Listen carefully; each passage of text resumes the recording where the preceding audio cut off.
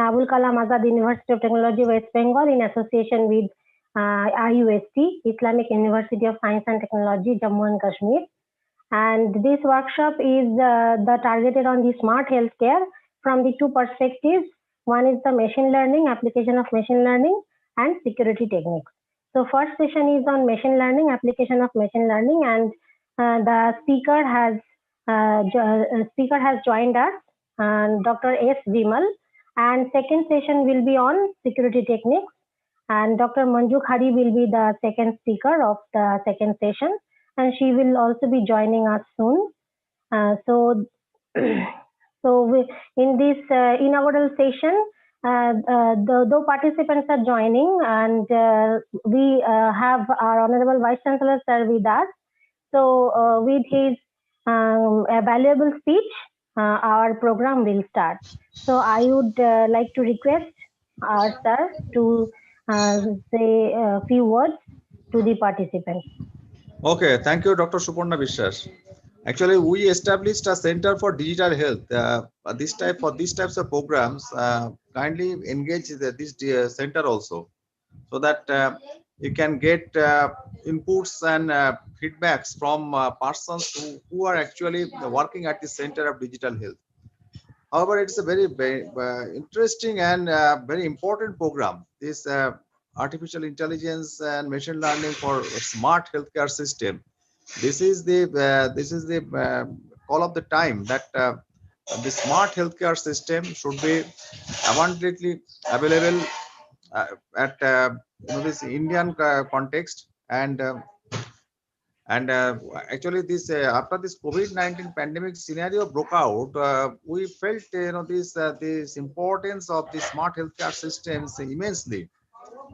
That because of the fact that these healthcare systems in Indian context has not been this accessible to a large this section of our population, and only this adopting these digital healthcare or smart healthcare systems, it can be made possible that billions and billions of our countrymen, they can get benefit of our healthcare systems effectively.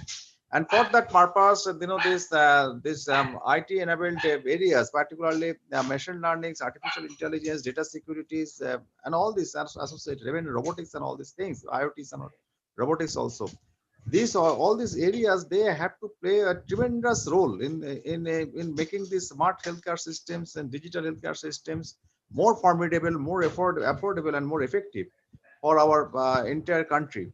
And for that purpose, we need to have a numbers of skilled manpowers with the requisite this expertise, skill, and knowledge for handling and for managing the entire these ecosystems of digital health. And in that direction, we have introduced certain programs and certain these areas where by which we are expecting to generate this right human resources to take up this challenge of future. And this is very good that from our Department of Computer Science Engineering, the school under the School of Computer Science, one program has been this initiated one in the form of this webinar. And I believe that it will be of this immense interest to all these participants who are present over here. And in future, we can have this more numbers of structured training programs, structured these research programs and academic programs for this purpose. And today we're responding to our call, these experts in these fields, they have joined. So my the sincerest this belief that all our learning section, they will be benefited significantly from their deliberation. And our faculties and our researchers also, they will have the chance of more interaction with them, so that we are our planning to have more collaboration and networking in taking all these activities this further, or making this more effective in our national context. That will be achieved. So with this, I would like to conclude, and I'm requesting Dr. Suparna Vishwas to kindly take forward these programs and take the feedback of all our participants who are presenting who are at the end of this session, and kindly engage yourselves in meaningful interactions with these resource persons for making this learning session engaging and interesting and attractive. Thank you all. Thank you, sir, for your valuable words. And yes, with the digital health, the Department of Computer Science and Engineering has organized one webinar on application of AI in healthcare. And in coming days also, we will do together such sustainable programs. And the speakers today are also expert in doing the funded training or workshop or conferences. So hope in future we can do something in collaboration with your due approval and with the discussion with you and with your kind permission. So thank you very much, sir, for once again for your inspiring words and immense presence in the inauguration of this workshop. So with this positive environment, I would like to welcome our first speaker, Dr. S. Vimal. Sir, are you connected? Yeah, ma'am, connected. Yeah. Yeah. So our speaker of our first session is Dr. S. Vimal. I will, in short, will introduce him with the participants. Dr. S. Vimal is working as an assistant professor, senior grade in Department of Information Technology, National Engineering College, Kovilpatti, Tamil Nadu, India. He has around 14 years of teaching experience, EMC certified data science associate, and CCNA certified professional too. He holds a PhD in Information and Communication Engineering from Anna University, Chennai in 2018, and he received master's degree from Anna University, Coimbatore, and BTech Information Technology under Anna University, Chennai. He is a member of various professional bodies and organized various funded workshops and seminars. He has wide publications in the highly impact journals in the area of data analytics, networking, and security issues. He has hosted two special sessions for IEEE sponsored conference in Osaka, Japan, and Thailand. His areas of interest include game modeling, cognitive radio networks, network security, machine learning, and big data analytics. He is a senior member in IEEE and ISCE. So with this, our speaker of today's session, first session, we will start his technical session. But before that, I will just read out the main summary or gist or focus rather of this session. Application of machine learning in smart healthcare. So first focus will be on detecting the risk factors of stroke disease from social media using machine learning techniques with hypergraph. And second objective or focus will be human health monitoring using human gait analysis IoT application. So without any further delay, I would like to welcome our speaker, Dr. S. Vimal, and over to you, sir. Yeah. Thank you, Subarna ma'am. Thanks for the nice intro. First of all, I'd like to thank uh, Maulana Abdul Kalam team for the Vice Chancellor and also for providing a big opportunity to handle the session for the TechCube supported workshop on applications of machine learning and security techniques in healthcare. So shall we get into the session, ma'am? Yes, yes. Okay. So is my screen visible? Yes, Yes, sir. it is visible. Okay, fine.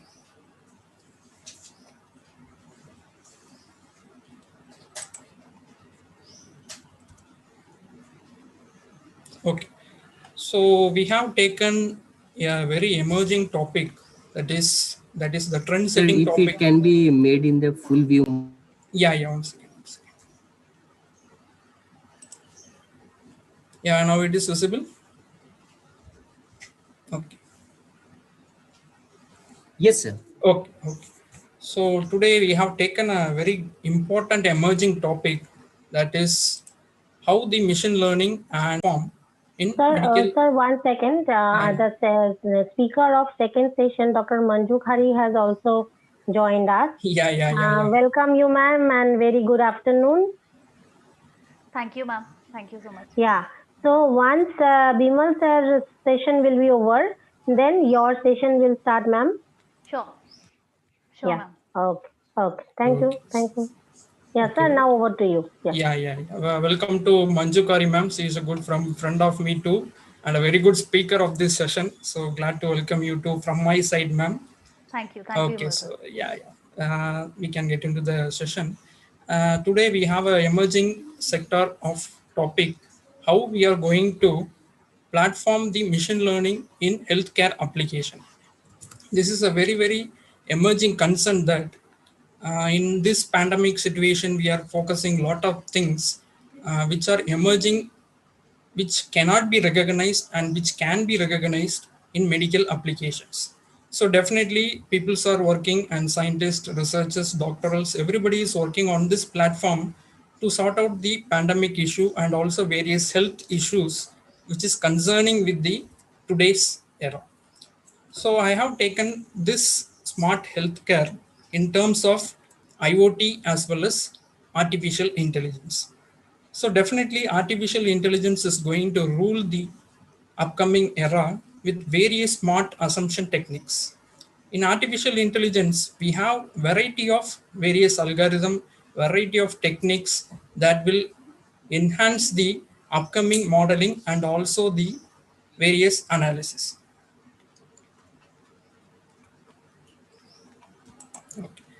So here I have taken in AI part with deep learning in the sense of two paradigms, that is how we are going to focus the impact and assumption in terms of social media. Okay, so with the help of social media we can able to retrieve lot of disease informatics, and also with the help of social media we can do lot of positive vibes also. So that is one of the assumption we have I have mainly focused upon. So this social media analytics is going to perform a variety of inputs that we are going to process. So this is going to be my agenda of this today's topic. That is how AI and deep learning is going to occupy the emerging medical areas. And next one is emerging areas in medical applications. Okay. So emerging area, of course, it is a part of AI, deep learning, IoT, and everything comes under your emerging areas. Even now, lot of technologies are coming. Explainable artificial intelligence, it is getting into boom, and explainable artificial intelligence is a huge network area where people who have the fundamental knowledge of artificial intelligence can excel well in XAI for various enormous applications. And I have taken two part of discussion for today. First one is how we are going to detect the risk factor of stroke disease from social media using machine learning technique. Since people nowadays we are using lot of things in respect to social medias, so we have a lot of concerns. We will be using lot of new social medias. We have Twitter, we have Facebook and WhatsApp, which is a VC mode of communication, LinkedIn, and everything coming into existence for social media, where we can share a lot of information and data. Even a person who is located in some other continent is able to share his views and share his ideas, share his data, share his findings with the help of the social media. So the health factor and analysis is a main part where the information retrieval has to be happen without any delay. So this information retrieval is very essential for working on new algorithms and new evaluation techniques. So I have taken this discussion on a work which is a risk factor detection of stroke disease from social media using machine learning technique. This is a very emerging concept, and it is very need of the day. And second thing, I have focused my outline of talk in the area of human health monitoring using human gait analysis. So it is going to be an IoT applications. Okay, so lot of new wearable IoT devices are there, we are able to track the status of human, we are able to track the happenings of old age human, elderly, and even in case of any disease prediction for women and adults and infant, everything is coming under a handheld devices. So human health monitoring through gait analysis is also one of the concern. Okay. So what is the social media content analysis is happening in terms of AI nowadays? Definitely 79%. This is a survey which relevant to World Health Organization. That is 79% of young people uses social media daily. So in the sense of newspaper, magazines, TV, a lot of social medias are available. So these 79% people, they are relying upon data retrieval as well as data transformation. So they are using some data, they are reading the content, they are acquiring the content, and they are transmitting the content. So 20% of data is said to be structured and 80% of data is said to be unstructured. So while coming to the social media, we will be getting a data from any sources. So we cannot say it may be a structured or unstructured, but it is going to be a fruitful information, whether it may be truth or it may be bad. That's depend on the source of information. So we have to assume that 20% of data which is not in the social media is structured. So how we are concerning? So in-person analysis is done in the 20% of data. People's working in hospitals, people's working in research areas, people's working in biomedical application areas, and 20% of scientists. Everybody is aligned with this 20%. So where we can find this social media content analysis every day nowadays in natural resource, we are nowadays we are suspect to lot of flood happening, cyclones are coming in all over the India, wherever the seashore area, the cyclones are a major impact during these climatic seasons. So we can apply the techniques there also, and also we can also predict the health awareness and health behavior norms. Okay, so a lot of researches is going on, lot of papers has been arised, and new emerging technique, new algorithm, everything has been proposed. So with respect to my first objective on how the risk factor is predicted from social media using machine learning or AI technique. So nevertheless, a AI with a standalone technique cannot be applied for a single resource. So a person who is working on the fundamental knowledge of AI or deep learning, they will be working on the data for getting an outcome analysis. Okay, they will be using the trained data, testing data, and they will be analyzing the final outcome. But whenever the research come into fact, we should focus on collaborative and applications of AI as well as data mining and various algorithms to validate and strengthen our results. Only then the outcome is assumed to be a positive orientation. Okay, so here the Twitter, Facebook, Medline, Google Form, PubMed, these are some of the social media I have taken into consideration. So this social media's lot of news has been spread regarding to the disease. So location prediction, feature based opinion, everything has been analyzed. Okay, location prediction is the source of data, whether it is structured or unstructured, and discovery pattern for disease, whether the disease is going to be applied and which is going to be used. And machine learning technique is going to be used for analysis of in the medical application using the novel hypergraph applications. Okay, so this is a simple analytics area. There are a lot of analytics available. So when AI come into existence, we need to know some of the basic pattern of data analytics and data science. Only then we can justify the outcome with the support and confidence interval that we have derived a very good outcome. Okay. So in analytics, we have three segments: prescriptive, predictive, and descriptive. Okay. Prescriptive is going to give our outcome is going to be a best effort outcome. So we have achieved a best outcome and we have done some optimization. This optimization is going to be a susceptible optimization.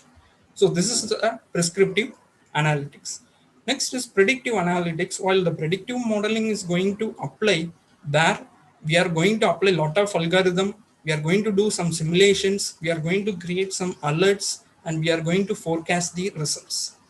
And finally, that is the descriptive analytics. This is a very, very important part where the reporting processes have been happened. The outcome which we have derived and the outcome which we have worked, everything is coming under this descriptive analytics. So our all the data, the usage of medical data from PubMed or any other sources of data, all these will be categorized under these segments. Only then the data is going to be applied. So this is a simple area how the AI has come into existence. That is the artificial neuron. It was previously invented by McCullough and Pitts in 1943. So this passage is very important. A logical calculus of ideas immanent in nervous activity. So everybody is working on various layers. Usually the AI part is going to carry out the with three layers: input, hidden, and output layer. So each neuron is going to do some sort of operations to carry out the data, process the data, train the data, and finally an outcome is derived. So here an immanent idea should have to be created for nervous activity. So we are going to do some mathematical operations. So in general, it is given as a logical calculus. So we can apply probability, we can apply any mathematical modeling. Even game theory is a concept, very good concept. We can apply on AI for prediction of medical disease. And very few are working on the game theory modeling in AI platforms, since most of the people are relying on probability and some other concepts for mathematical concept for working on the nervous activity, that is prediction of the data. So next is, this is the artificial neuron and perceptron, which came into existence in 1957, and 86 sigmoid and back propagation. So these are the basic ideologies where the AI came into existence. So this is a simple structure of neural network. When we come across a term neural network, we will analyze that there will be chances of two cases. First one is called forward feed and another one is backward feed. So forward feed is, there is always a processing of pre-activation, activation, and combination work is going on. This activation is being happened in ReLU or TANH. Okay, this is very, very important, and linear transformation is being applied here. So the activation process is going on, that is sigma of the weight with x plus b is being performed and linear combination is carried out. These are all the basic setup. While doing the forward feed mechanism, we have to follow these set of procedures. A linear formulation has to be obtained, that is the activation problem, and average of all your inputs data should have to be obtained. Everything has to be obtained. And backward feed. So this backward feed is going to be a very important technique, that is your mean squared error. So mean squared error is nothing but how we are going to take the average of all the data with respect to the weight. Okay. So gradient of loss, activation, and weight should have to be taken, and weight should have to be updated, and optimization technique like SGD, RMS probe, or ADAM should have to be carried out. So in forward feed, reactivation and activation is very essential, and backward feed, we have to concentrate on gradient weight loss as well as the mean square error. So training is a very, very, very important concern, that back propagation is of error should have to be done and it has to be obtained. So definitely the optimization is a very, very important aspect, that which is relying on the backward mechanism. Why the DL revolution is not been happened in 1986? Why the peoples we are looking for the last 5 years, last 10 years, the artificial intelligence, whoever concerned, everybody is working on artificial intelligence, deep learning. Why it has not been a big revolution in 1986? What is the factor behind it? Definitely, in those era, the data set is very, very small and easily we can predict the outcome. When we are traveling in a bus, if the crowd is very less, the driver as well as conductor can able to predict this is the total number of count, and we can easily deprive the count. Whoever bought the ticket and whoever not bought the ticket easily can be segregated. So this concern is a small data set. But when we are traveling in a huge massive amount of, if the same bus with around some 2000 to 3000 buses means the data set varies. So huge number of data has been allocated, but that is the scenario where we are working upon now to handle those data sets with a simple and smart technique. So this simple and smart technique is your AI and DL mechanisms. So this cases we have to apply on linear contribution for analyzing the data. So linear arrangement of data is very essential. So this linear arrangement of data needs a proper uniform sampling and scaling. So this sampling and scaling is probably easy in terms of your AI and deep learning. Okay. So now we are getting probably into the basic outset of what are the deep neural network, how it come into content. So this deep neural network is the area where most of the researchers are now going on in your medical sectors. That is huge and large number of training data sets are there, large labeling is also there, and parallel computing facility, multi-core. So while coming across this parallel computing capabilities, so in, for example, in biomedical research, when they are dealing with DNAs and samples and genes, that will be huge in number, it cannot be accommodated with a simple aspect, so that huge number should have to be analyzed with the help of some sampling and easy technique with terabytes and gigabytes of data. So definitely the data retrieval, data optimization, and outcome of the data should have to be done using this parallel computing capabilities. So some of the useful software platform like PyTorch, TensorFlow, Cafe, Chainer, Keras, Big Deal. So this Big Deal is a very, very good platform. When we are working with Python or Google Colab, we can directly call the data set and we can do some optimization in the code and we can derive the output. But Big DL is a very good platform working with Hadoop. If you are very thorough with Hadoop and Spark, Big DL is going to be a challenging tool for establishing your tremendous output you can derive it. So Big DL is a very, very good tool for working on with deep neural networks in terms of your medical application as well as large streaming of videos. Especially Big Deal is dealing very good outcome in terms of various video application that is being working on, and GPUs. So Nevada GPU, lot of GPUs are available. High technology architectures are also being available. It addresses various good setup, and depend on the data set we are going to use, these applications are going to be elaborated.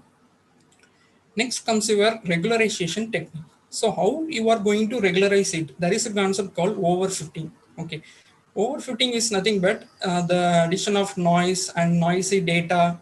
So when you are getting deep into data analytics, this noisy technique and how to eradicate the noise, everything comes under your overfitting and underfitting areas. So you can easily regularize the content and you can work upon the areas. Okay.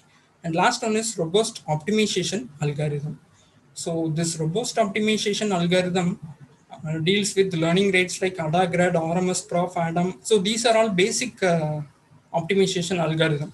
People are working on random forest, ADA boost, lot of algorithms, gradient boosting algorithm is there, gradient descent, every algorithm is there. So it depends on the application you are going to use, and TSO algorithm. So lot of optimization algorithm is there, lot of platforms are there. Thing is how you are going to derive the outcome based on your analysis with the segment. So when you come across this condition, there will be large number of layers. Actually, the slide is not compatible since we have a huge concern. If you expand, it cannot be viewable. So just make note of it. And this is taken from Going Deeper with Convolution by Dragon Zagadi. So he has outlined the basics of layers very well. So this has been adapted from his concern that convolution, pooling, softmax, other convolution is marked as blue colored, and pooling is nothing but it deals with the two types of pooling. Okay. So pooling is an area where more layers are being accumulated, where input and hidden layer, that is three layers, input, hidden and output layer. This input and hidden layer will be collaboratively sharing the code with the output layer, and pooling will be performed here. So that is one of the main concern. And next is what are the major types of ANN availables. So feed forward is one of the ANN, convolutional ANN, recurrent autoencoder. So among these four, convolution is one of the very good concern that this will work upon various concern of how it been worked with various layers. So convolutional layer is here some 4 cross 4 matrix will be taken, some convolution will be applied, and it will be reducing the consent or input data feature reduction will be carried out, and the exact output will be derived.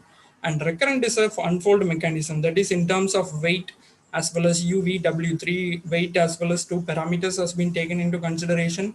It will expand the analysis of data and it will derive the result. That is one of the main concern. And next one is autoencoder. So here autoencoder is going to be a major part that autoencoder is working on with applications, with how it is going to deprive the conditions and how it is going to retrieve the data in terms of hidden as well as the various concepts of your applications. Okay, so these are all the major types of your AI. So machine learning deals with supervised as well as unsupervised conditions. For example, the supervised will be working on a training data, that is the labeling. For example, you can map the images with their names, that is in terms of mat, mirror, boat, how you are labeling it with the appearance, with the feature, with the shape, with the concern, with the weight, and with the feature. Okay, so this application will be working on with model as well as prediction is applied only learning algorithm. What type of learning algorithm you are going to use is going to predict your model. So this prediction of model is the thing which is going to apply and derivate the maximum concerns. Okay, so this is one of the very extreme and good analysis, that is update model as well as learning algorithm, and also how it is going to perform the cases. Okay, now learning a model from labeled data is very essential for configuring the AI and machine learning platforms. For example, we can able to use lot of conditions provided with data and we can deprive the data. So prediction and updating model is very essential for carrying out the process. So see here, we are going to use a learned model on new previously unseen data. So here unseen data is, I have an image, but I cannot categorize the image, whether it may be supervised condition, but I cannot categorize the image, how it is going to perform the operations. Okay, so in that case, the unseen data has been applied with a particular model and a prediction has been derived based on the model. So using the learned model on new previously unseen data, the model must generalize to unseen data, and machine learning is about learning, reasoning, and acting based on data. So learning is one part, reasoning is another part, and acting is also third part, which is going to apply on the data evaluations.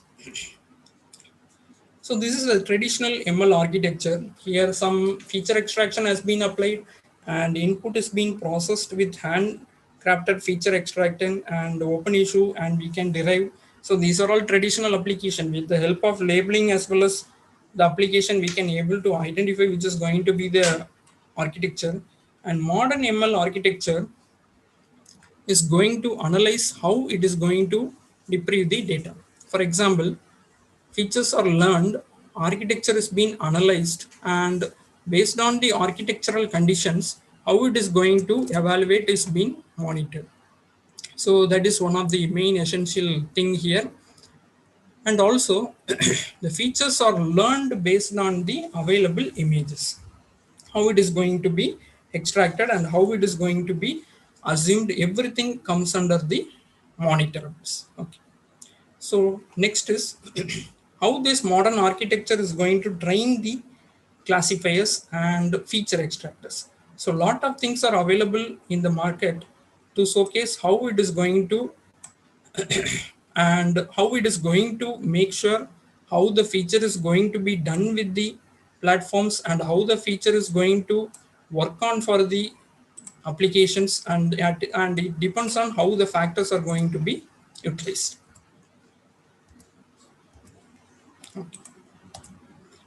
So this is a simple object recognition. That is the image. Some image has been taken and filter bank. Lot of filters are available. Gbar filter, oriented edges, everything is available. And here comes the non-linearity. So non-linearity is nothing but how the objective and sigmoid is going to work upon.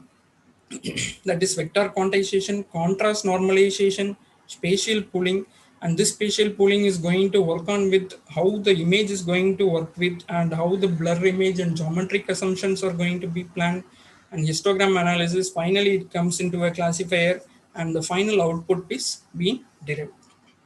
So here the example is a simple as example has been given, that is edges plus rectification plus histogram plus SVM is taken into consideration. Okay. So now comes the basic idea of deep learning. So far we have discussed what is meant by AI and how the social media is working on with AI and deep learning, deep neural network. And now we are going to deal with how this deep learning is going to elaborately applied on a huge amount of unsupervised data. That is the deep architecture of consecutive layers will be there. Definitely, three layers are going to mutually support each other for the arrival of data and how it is going to deprive the data. Okay. So, okay. So this is the deep architecture. This is very important. So generative deep architecture, discriminative and hybrid. Okay. So generative model is nothing but how the relationship is going to deal between the labels and features and how it is going to capture the full joint distribution in terms of generative application. That is, pre-training is a very, very important area where we have to learn each lower layer without relying on all the layers above and to learn all layers in a greedy layer by layer from bottom up. So autoencoder, Boltzmann, these are all some of the examples. Discriminative model is nothing but it has some boundary specification and conditional probability distribution is being going to be applied for generating the applications. Okay, so that is one of the main concern. And another thing is hybrid deep architecture. So hybrid is going to work upon how it is going to allocate the content and how it is going to retrieve the content for all sort of evaluations. Okay, so hybrid is very essential and people are large number and working on hybrid. And next comes the deep belief network. That is, various models are there. Boltzmann, deep Boltzmann, restricted Boltzmann, deep neural network, deep autoencoder, and distributed representation. I have worked with the deep neural network as well as deep autoencoder. So deep neural network is a multi-layer network. Lot of hidden layers will be there. We can use any number of hidden layer where most probable weight should have to be displayed on the particular hidden layer. Only then it will be able to identify how the layer is going to map the input layer. The neurons and weights should have to be associated for predicting the outcome. That is sigma w of xi, the activation function xi in terms of labeling y, everything should have to be moderated using this deep neural network. And deep autoencoder is a concern that were pre-trained with DBN or using distorted training data to regularize the learning should have to be obtained for usage monitoring. Okay. So these are all popular DL method. Everyone must be aware of these things: supervised, unsupervised, CNN, RNN, VAE, GAN. GAN is a very, very vast area and a very good area. Okay. So here is a simple example how we are going to associate the deep learning concept. Okay. A small image has been taken, and in that image, what are all the visible layers? That is, for example, a woman is standing, the background image in tree is there, the background is there.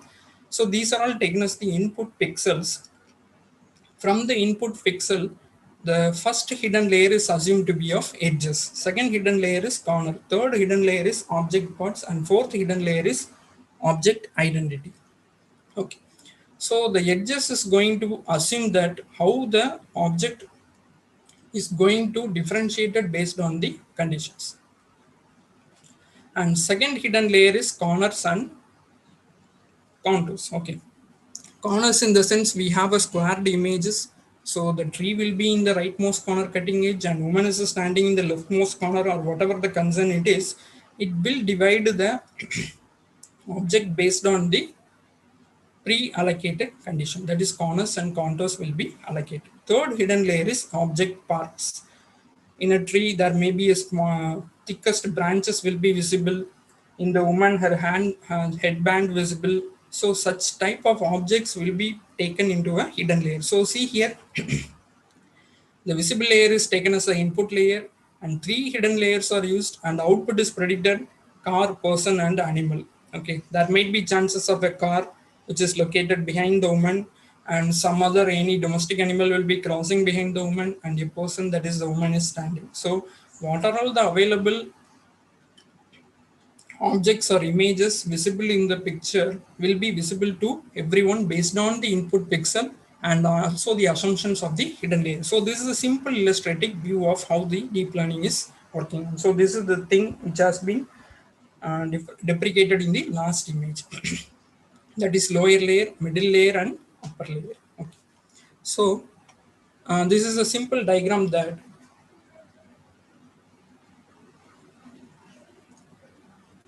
That is, the training has been occurred with some sort of domestic animals or animals like elephants. Lot of things are here. So we have acquired some images. A training has been applied on, and this training phase, we can see a neural network is going to be applied for labeled images. So at once when we are seeing some images, we can label it. This is going to be this sort of animal. But when we are feeding as a data into the system, some initial labeling should have to be done for analysis of the data. Okay, so here training has been allotted on all the animals, and input has been given thus unlabeled image. That is, unlabeled images which is not available in this network. So a dog has been given. So here the first layer is working on some of the parts of the animal. Higher layer is working on the edges, contours, shapes, whatever the thing it may be. And top layer will be working on appears and featuristic analysis. Okay.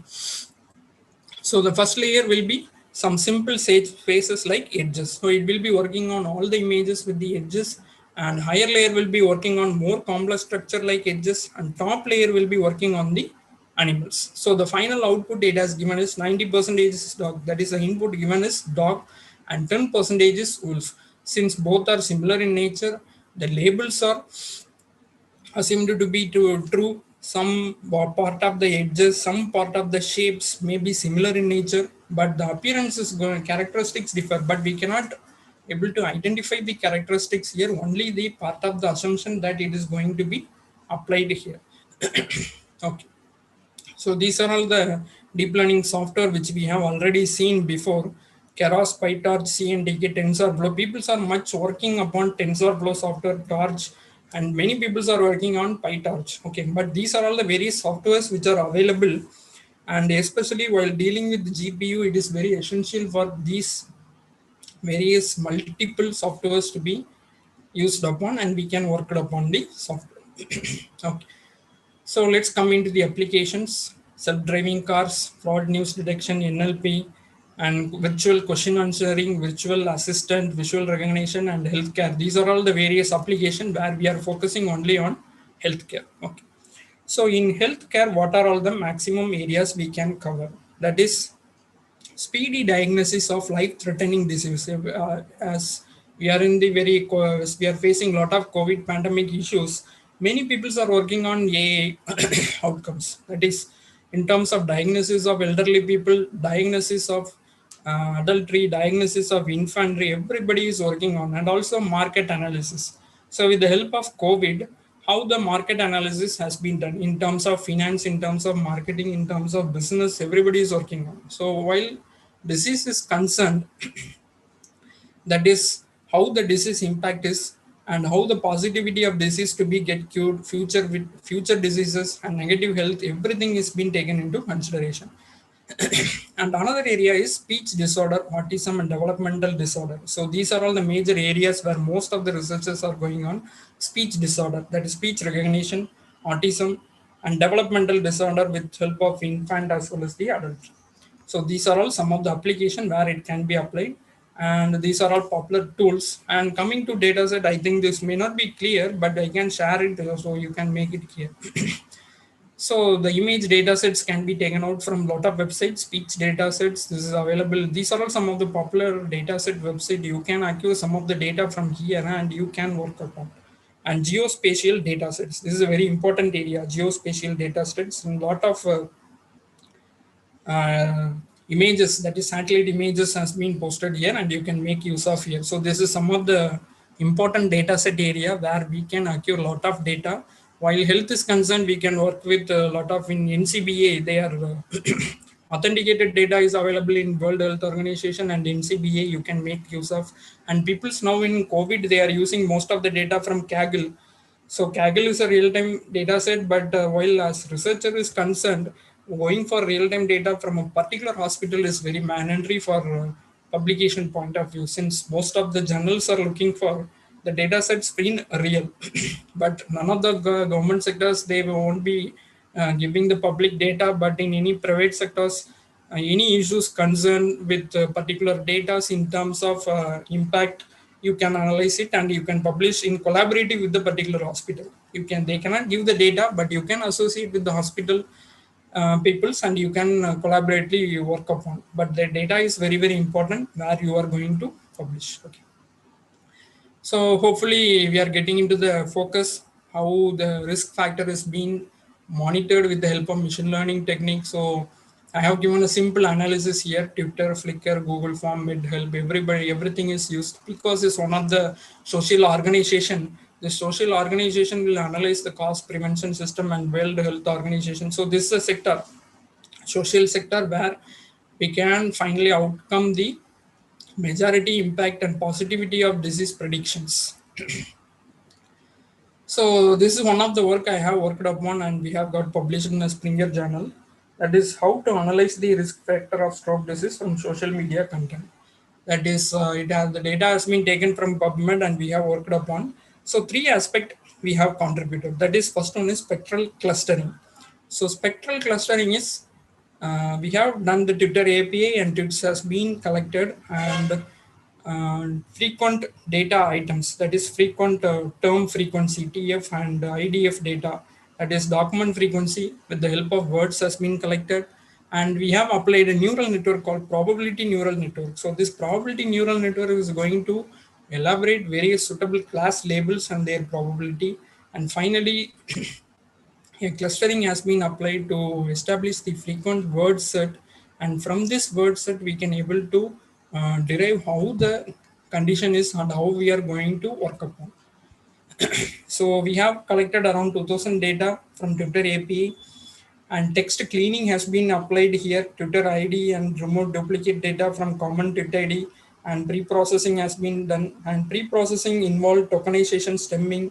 Tokenization is how the words are up in, stemming is text cleaning, stop word removal, that is the word having punctuals and any negativity terms, and the terms where spelling is an error, those has been removed. We have used a tool called NLK tool, and we have removed that. And finally, we have applied the text frequency and IDF frequency to elaborate the featured text in the document. Okay. So Twitter API is, so this is the architecture we have proposed. So Twitter API has been taken here from the Twitter dataset, and pre-processing has been done with the help of tokenization, stemming, stop word removal, and we have done with various application with the, for example, that is maximum application in the area of analysis. So that is one of the main concern. And apply spectral clustering. So spectral clustering is nothing but how we are going to moderate the spectral clustering in terms of various applications. That is, we have divided into 3 clusters, and these clusters will be working upon the data sets as well as the data assumptions and how the data has been retrieved. We have taken only minimal amount of data, but the process denotes various application in terms of the elaborations. Okay.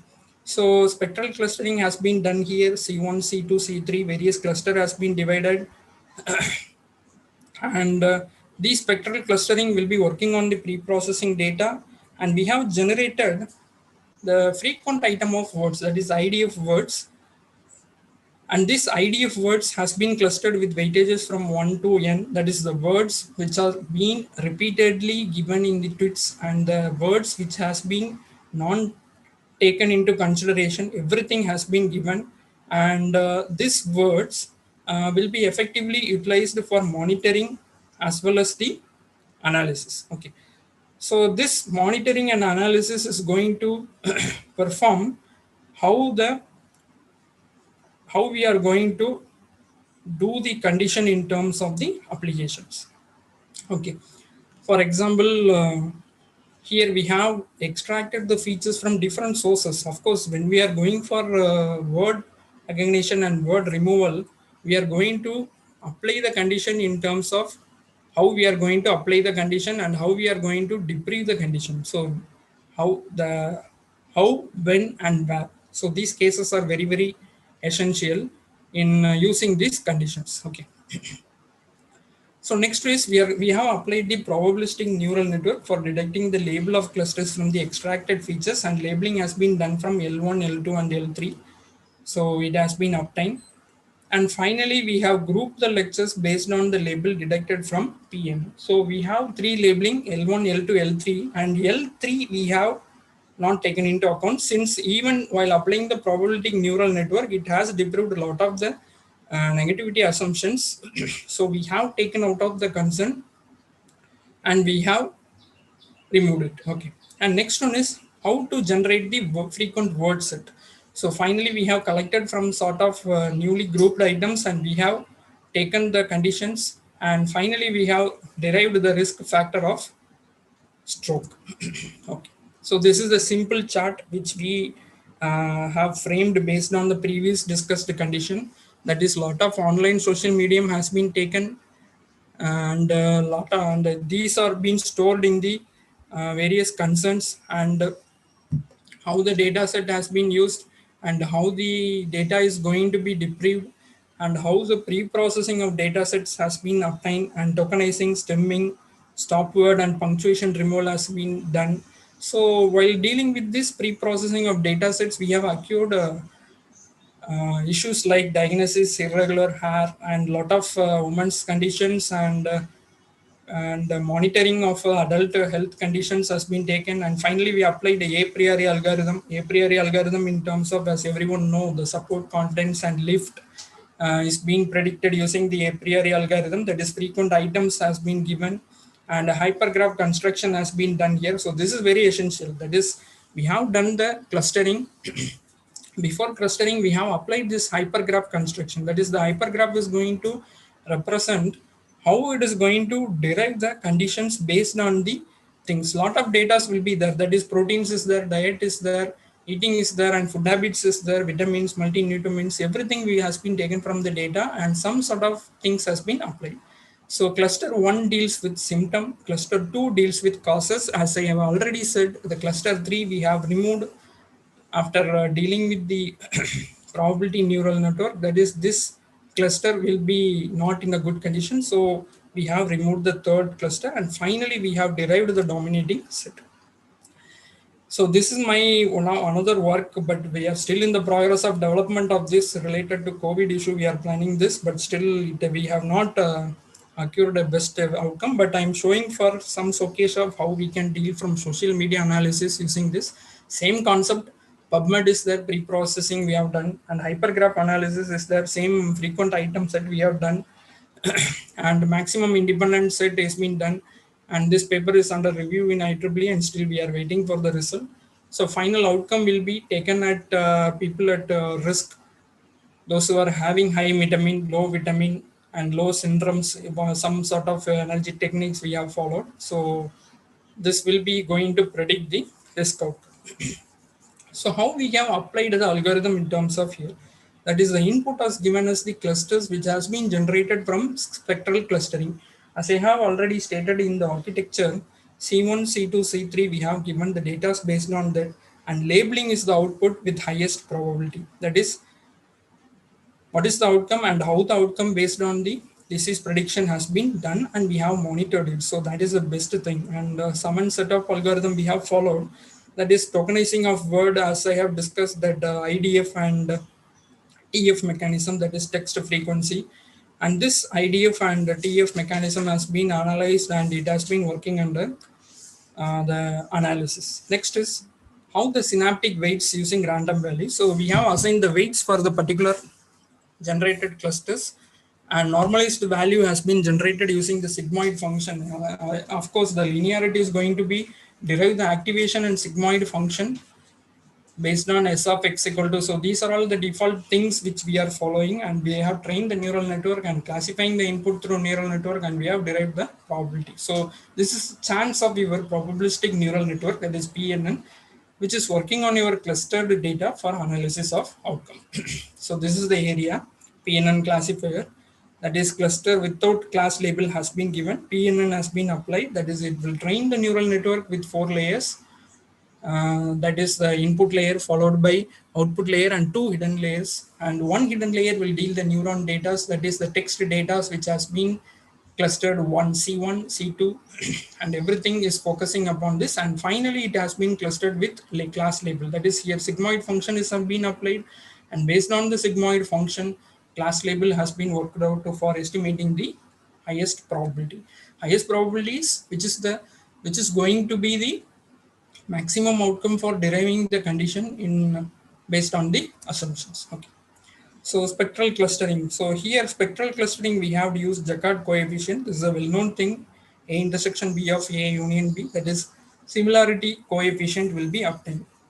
So here the blue color develops a cluster which is having 40 tutes, that is out of 2000, which is going to best thing in the consideration, and red is the outlier. Outlier is when we are dealing with the underfitting and overfitting ratio and uncertainty condition, it will be a very essential one. And green color denotes the optimum number of tits which is going to be completing the final process. And we have generated 40 cluster from the hierarchical cluster. For only 2000 tits it has been analyzed. Okay. So this is the final outcome. So probability value is estimated for various labeling like reproductive factor, coconut oil, and HIV, walking style. So these are the X denotes your various assumptions, predictions of your walking style and family history. Everything is being taken into consider and clustered. Everything has been clustered, and this clustering is going to modify and deprive the data how the clustering is using the probabilistic neural network, and how the basic analysis and vitamins and everything is going on, and everything the data whichever possible is being clustered and the final probability being estimated, and finally the heart disease and everything is segmented here. Based on this segment we will finally final outcome in that consideration of various establishment. So this is the reproductive factor. Okay. So the result of PNN classifier that is being discussed in the previous thing. So see in the next thing, how we have used the association word set generation using association rule hypergraph. So hypergraph is a very important concept. So we have grouped the tits according to the label. So the label we have given in the previous slide, how the coconut oil consumption, reproduction factor, heart disease, these are all assumed from the data, and it has been taken, and finally it has been depraved. And frequent word set in the group using association rule based hypergraph. That is, association rule is going to estimate the support, confidence, and lift mechanism for your data. And finally 70% support and 90% confidence. Definitely the confidence level of above 90% is taken into consideration, and finally the risk factor is being detected. So when you come across the frequent word set, we can see 4 week consume coconut oil. So coconut oil is a frequent word set that has been taken into the label, and likewise we have used and we have obtained this. So finally we have derived the causes of stroke are from reproductive factors, that is going to be the 90% confidence, and early puberty, so for by bone disease and gum disease, inflammation, heart disease, walking style, BP, heredity. These are all some of the causes. And finally, the stroke is a major factor which is occurring from the social media concerned, based on 35.2 from reproductive factors, 13.8, 26.9, 3.2. Finally, heredity deals with 0.4. So these are all data from PubMeds. And we have analyzed with social media concerns. And preventive measure is we have get usage of coconut oil, sleep, dental care. Some of the wordings we have obtained here, and preventive measure will be stroke has been identified here. So some of the concern about this. Okay. So finally, with the help of Twitter, low risk, high risk has been deviated, and low risk data and high risk data which has been collected. And we are planning for another segment of this data with working on with 2000 data set. And now we are planning for more number of data to analyze the data to identify the risk factors. Okay. So we come across the first objective, and next objective we are coming across is IoT devices. So how the objective of medical application is being working on with various IoT devices. That is very essential here. So IoT devices nowadays are major in number, and lot of things are going on. First one is smart alarm clock, smart plug that tracks air quality, toys for kids. So some of these are all some of the emerging IoT devices and which are being used here. And when smart health monitoring is being come into concern, data acquisition is the very, very important area. How we are going to collect the data. So that collection of data deals the proper outcome. So data acquisition, sensing, transformation, which is being used with patient body area network sensing and transmission. So in the body area network, we will be using some sensor devices or many smart devices, and data will be monitored regularly with the help of some ECG graphs, and those ECG graph will be developing the sensing platform, and final transmission is going to be deployed in a mobile or using web, and it will be giving a concentrator, and cloud it will be stored. So three phases are here: data acquisition, data concentration, and cloud processing. Definitely the third is the very important area, where even the first two areas people can easily deliberately access the data from anywhere else, but the third is the cloud area, where we have to assume how we are going to moderate and segment the data. That is very, very essential. So the cloudlet area is being divided. Next comes your analytics. So while storing in the cloud, you have to frame the content in terms of whether the probable positive data will be stored here, negative data will be stored here, how it is being deprived, how to store, everything should have to be done. Finally is your visualization area. Visualization deals with how the data is being segregated. For example, in body area, the upper layer of the graph may denotes a high BP, and some low BP or below BP and high body obesity level, everything will be monitored. So here visualization is a factor which will deviate a particular condition and implication based on the conditions. And finally, the doctor will be communicated, and whenever there is a need of emergency, it will be communicated to the doctor through cloud application. So many people are working in this platform, and lot of new higher technologies will be there, and many people will be using some sort of devices. Lot of devices are there. People's even now going for walking, they have a smartwatch. The smartwatch will predict the heartbeat rate, and everything comes into control. Even we can predict our blood pressure, sugar level in house itself with the help of some smart devices. So even we are working as a doctor in home compared to the really engaged physical doctors. So that is advantageous era. So with the help of AI and IoT, these things are being come into existence. Okay. So various different sensors capabilities there, which will be which will be analyzing the contents based on the thing. First one is a very, very important technique is gait. Okay. So gait is a platform where the position of human, the walking style, the sleeping style, the normal behavior of human is being obtained using the gait. So even the gait has been used in robotics area, where an external arm or external leg or external human like structure has been derived, and it is being nowadays useful in many army sectors, and in military areas they are focusing the conditions. Okay. So the gait is going to be a special posture. Next is ECG and monitoring of respiratory rate, skin temperature, surface EMG, sweating, blood pressure, body movements, blood glucose, heart sound, oxygenation, and tidal volume. So these are all some of the important sensors that come across the variant assumptions. And analytics workflow of clinical testing using wearable sensor.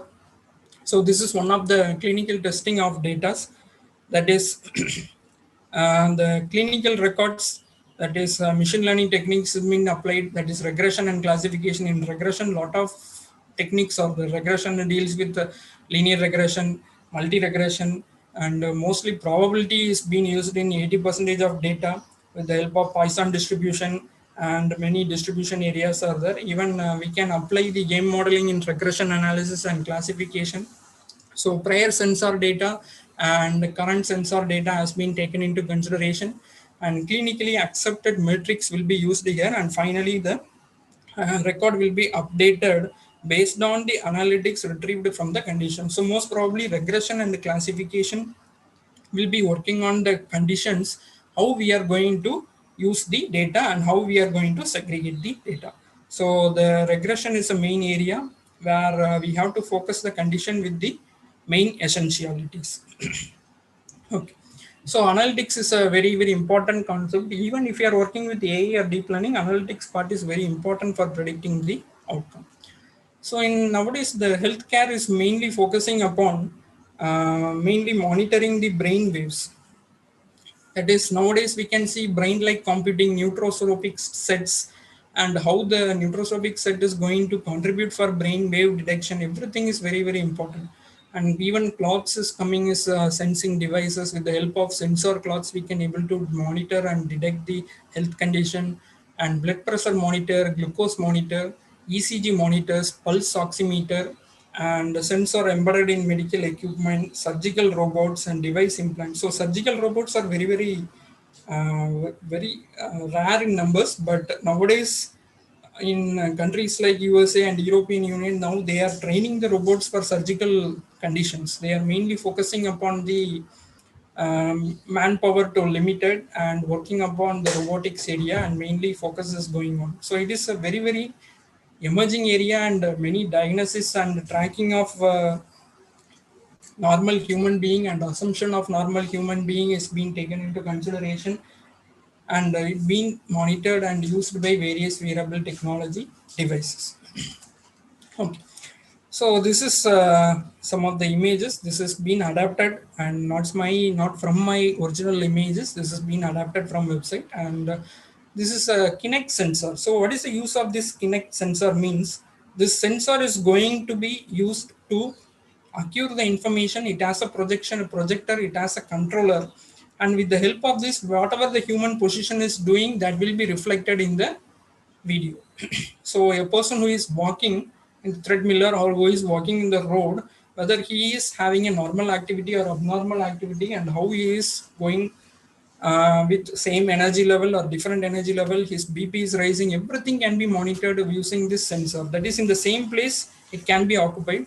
And also it has been come into existence by 2006 onwards, but 2010 Microsoft has launched this Kinect sensor, and many people are working on this Kinect sensor to identify the information, and it is not been coming in a compact way as far as I'm concerned. Soon it will be coming into market in a compact way that can be plugged into the humans, and everything can be monitored. And many of the video games are being using by kids in many countries to based on the human action and human position, the videography and video images can be retrieved and it can be elaborated. So it is a kinematic Kinect sensor is one of the main essentiality. So these are all some of the gait recursion sensor with the help of IMU sensor. This is also one of the very good sensor. So this IMU sensor is going to elaborate the condition. So these sensor are mainly focusing on telemedicine and consultation with monitoring and telesurgery, remote medical education, and telehealth data science. So this telemedicine and consultation is going to be how the IoT devices is being incorporated into it and how it is being retrieving the data. That is very, very essential. So these are all the EEG and EMG devices that is well known to everyone. So next comes your gate-based diagnosis. It is some of a sample methodology. You can apply your own analysis too. Um, so human gait collection and analysis, that is a normal positioning of human vision, hand movements, leg movements, then hip movements, everything will be monitored using the gait collections. And this gait collection will be used for the sensors and IMU, and Kinect camera is used here with the help of IMU sensor. So sensor will be focusing the condition, Kinect camera will be acquiring the video, and they will be enlarging the video, and the data acquisition and analysis will be carried out here for monitoring the gait collection. And data acquisition is done with the help of this sensor and camera, and probabilistic computational model for trajectories generation. That is some sort of modeling. We can even apply the PNN model we have discussed before in the stroke detection. That is probabilities neural network model can be applied here. It can also be applied, but it is not a necessity that should be applied. And it is a sample derivation. You can apply any modeling techniques, and deep learning based diagnosis system will be working on stability analysis, optimization of gait joint trajectories. Of course, the bone joint, the movements of a human in a normal way, everything should have to be analyzed. So here, of course, the outcome is going to be in terms of normal and human waves, how it is being used and how the human has been using the waves Everything is being analyzed, and based on this condition, the emergency alert service can be used. That is, with the help of the IoT devices, we have seen that is data collection followed by serving, so storage of data and cloud storage and intimation to the user. So the cloud storage part is the condition where the diagnosis system and trajectories will be working on to elaborate it. So apart from your smart sensor, smart wearable, this gate is a very useful one. That is, it will identify the normal movement, it will identify the limbs and your standing position, your erection procedure, how you are going walking, and how you the normal view of the human is there. Everything will be taken into consideration. So with the help of a Kinect sensor, some images has been captured and running walking pattern recognition. So when you see this image, you can analyze the blue coded symbols or your walking running scenarios, and red is your walking scenario. So it will be trained and it will be matching, and person's health monitoring will be done with your limbs as well as the knee joints, and from that analysis you can able to derive it, and rehabilitation stability analysis will be derived based on the final outcomes. Okay, so this is one of the classification framework for deep learning. So see here is EEG and EMG. That is, when a person is walking, some may be twisting the hands, and some may be holding the hands in a straight movement. Some may be using the hands, one hand may be shaking and another hands may be in ideal position. So depends on the movement, the EEG and EMG will be monitoring, and here we can apply the deep learning technique. Okay, so you can take the input layer, and a lot of hidden layers can be acquired with various parameters. Some weight has to be applied, and finally you can derive the final outcome. That is, you can use some autoencoder technique, that is mapping of input to middle layer, and you can use the final outcome and you can analyze it. And finally the motion classification has been detected, and the training and non-training data and ratios can be detected here, and finally you can derive the outcomes. Okay, so this is one of the classification framework. So I will show once again. So I will show a small video.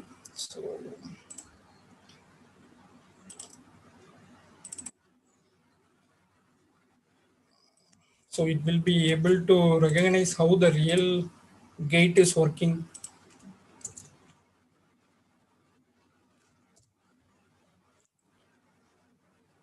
So the gate analysis and how it's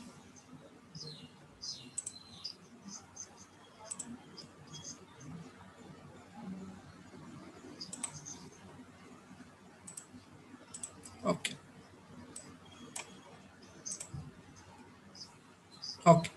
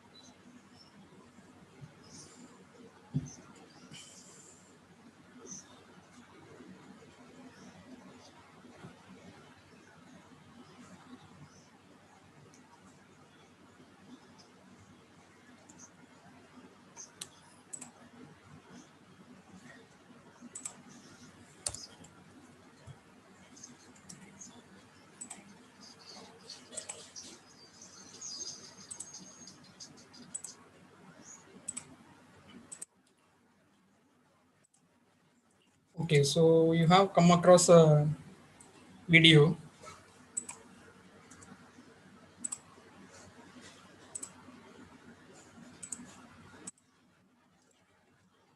So we have come across a video which shows the basic gait analysis on how it is been working with your feet and limb movements. Everything has been shown there. Okay.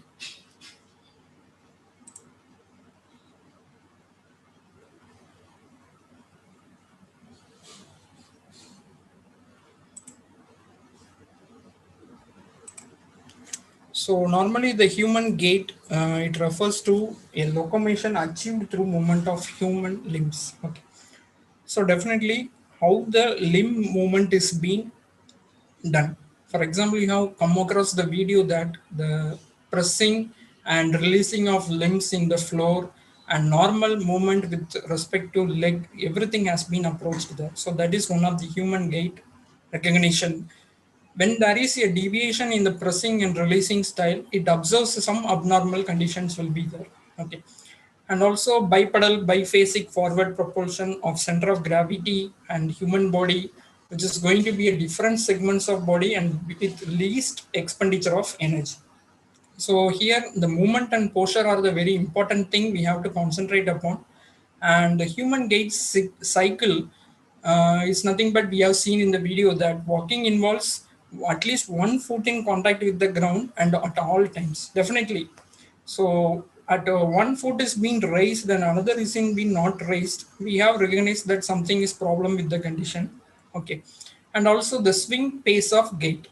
For example, if you are pressing and releasing, so in that occurrence, whether the lower end of the limb is being touched in surface with the ground with reference to the joints or the front position. So that analysis has been done, and based on that assumption, this analysis with human gait being worked out. Okay. So next is here a measurement called gait velocity. That is very important that gait velocity is adapted by how we are going to do a person walking in terms of a everyday life. That is a normal person walking speed will be there, and with respect to age concern, based on the concern of age, how he is going to derive the walking. That is in terms of nervous, cardiovascular, pulmonary, muscular. These are some of the parameters we should monitor. And this monitoring will be boosting in the energy and the oxygen level and how it is pumping the blood circulation towards the heart from the limb, everything being assumption. So when you come across this human person, when he is moving, you can see how they are going to generate the condition. For example, the left swing faces 40 percentage and left stance faces 60 percentage, and right stance faces 60 percentage and right swing faces 40 percentage. It means that the left and right assumption has been taken into consideration. Based on the consideration, the monitoring will be done, and physicians will be using this gait velocity to better performance, to monitor the better performance of the health issues. So for this assumption, you can use any number of algorithms to monitor the data of normal human, abnormal human, and pressing and releasing of limbs. So you can use some sensors of IoT and you can monitor the data, and you can use any classifier algorithm here. So that will going to be a best effort medical observation. So based on this assumption, we cannot diagnose this is the problem, but we can, to some extent, we can assume that this is some of the problem is prevailing and we can able to monitor it. So that is one of the main concern. And the data in the sense of so you can use the human data with 15 percentage with the different walking speed you can analyze. So we have in the initial spread of working on this, we have taken and collected up to 7% of data and we have used it, and 10 users has been trained and 5 users can be used for testing model. But we have worked with around 12%, and still 3% nature and age factor has been considered, and features has been developed, and joint types has been used, and shape of test data that is obtained, and 15% of overlapping and everything has been taken into consideration, and we have derived it. Okay. So this is what I feel to share with respect to human gait analysis and with respect to the normal trend setting process. And while coming across this discussion in social media technique of risk factors and human health monitoring using gait analysis, we have lot of conditions can be deprived for using the elaborations. So focusly, when we are coming across, AI can be applied for any number of huge data sets. But if you are working on real-time data sets, definitely it is going to be a very vast area, and it is going to be a good resolution area. And also, while coming to classifier, many peoples will be working on different classifiers and different algorithms. That depends on the mode of data sets you are obtaining and how you are going to use the data sets. So that is very, very essential. So this is all about from my side. And Thank you very much, sir, for your both informative, explanatory, and as well as you have shared with us some significant results. yes, ma'am, yes, And ma'am. so it would be really useful if interested listeners today can refer to your research articles that you have mentioned in your speech Yes, can be ma'am. explored further for Def- better understandability. Now, the session is open for if there is any question. So the participants, you can ask question or any interaction if you want to do with our speaker.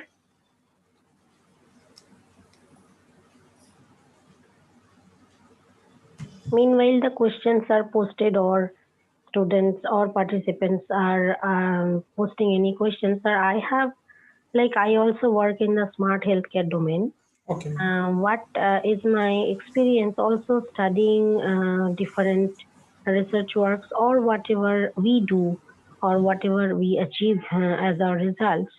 Uh, there are so much of research works are going on, but the question is if this smart healthcare has to be a parallel solution to the traditional healthcare system, if it can be realizable in practice, then only the country like India, where the ratio of doctors and patients is so much poor, then only this kind of research can bring something, can be proved to be something beneficial in the societal level. That is, as a researcher, that is my finding.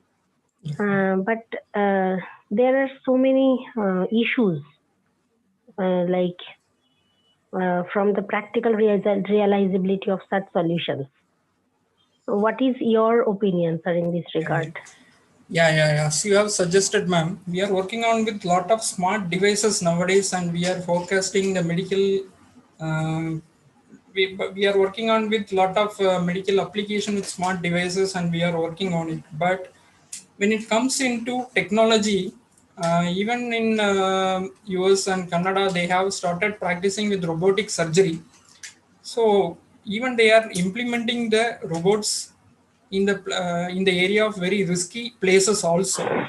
But implying on focus on full technology will be a 70 to 75 percentage will be workout, but the manual implementation still should be there to analyze the condition for deriving. So some outcomes, some predictions we can give. So this is the thing happening, and this is the ultimate things going on. But there cannot be a full solution that can be outlined with even IoT or AI, but some prediction can be obtained. So even the technologies are growing faster, even some manual intervention should be there to modify and monitor every aspects of health application. But we can make things in a smart way with the help of these devices. Even the smart wireless body area network or smart devices, whatever the concern it is, we can make in a smart way of easy calculation of our health predictions. But in diagnosis, when coming to diagnosis, we still depending on the traditional way of technology only. So some sort of new adoption should have to be come out.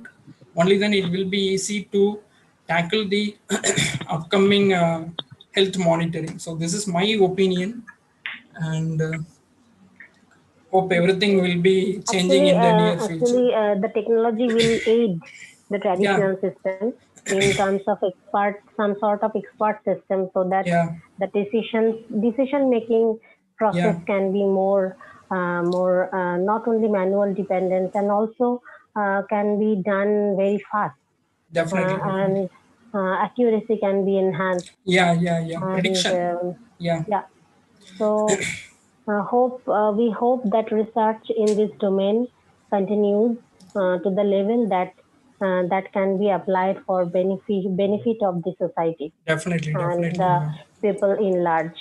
Definitely, peoples and researchers like you will make drastic changes in upcoming technology. Hope so.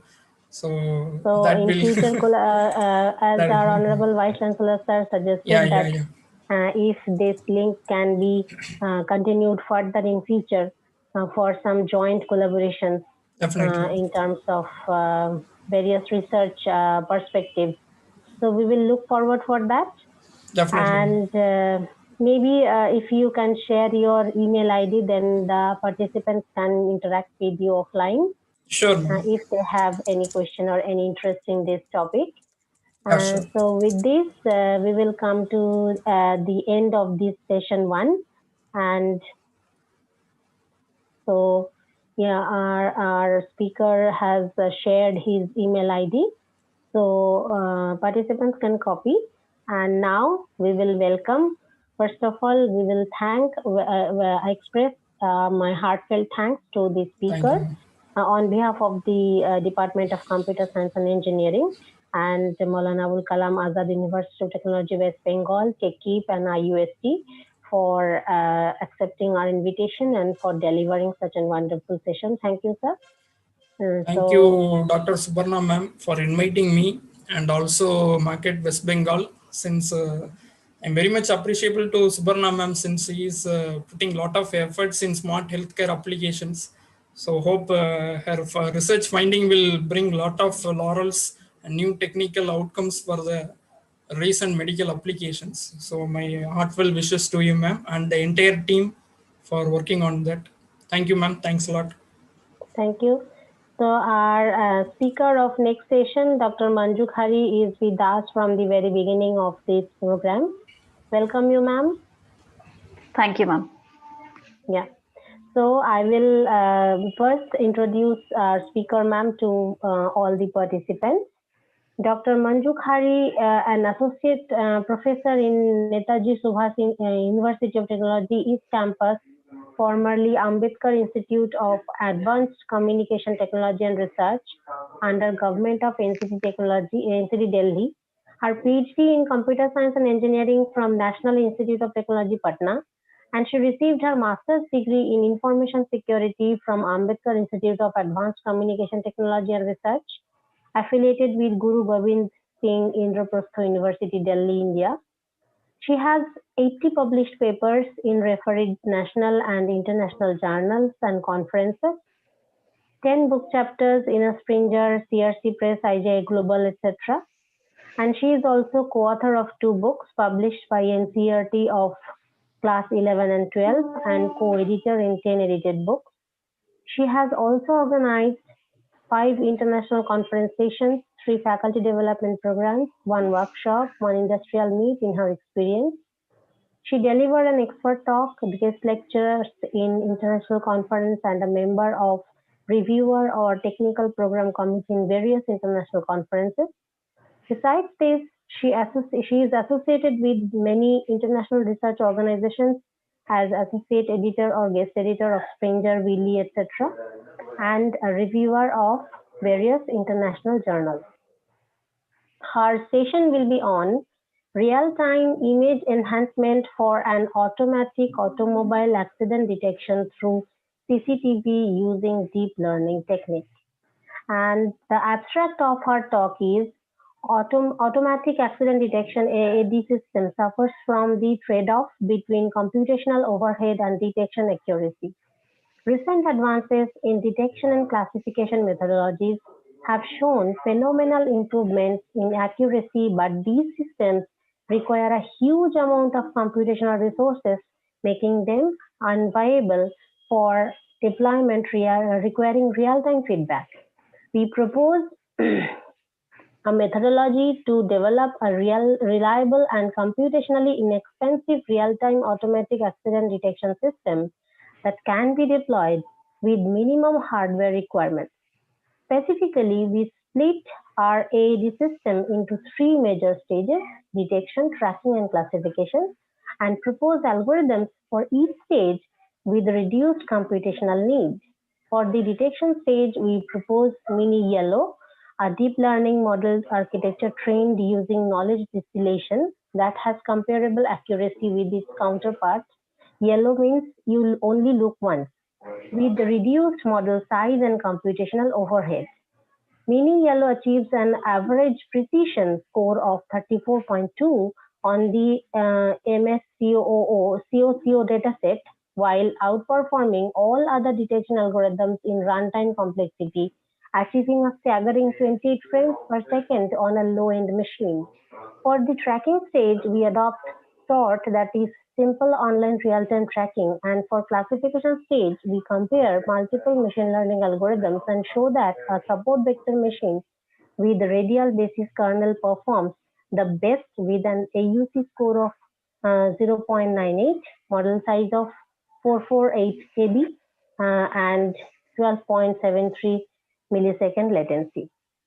So with this, I would like to invite the speaker of this session, Dr. Manju Khari. Thank you, Suparna ma'am. Thanks for explaining me very nicely with sweet words. And I would like to thank Maulana Abdul Kalam Azad University also for inviting me in this workshop. And major thanks to you to called us for the session. And shall I share my slides, ma'am? Yes, sure.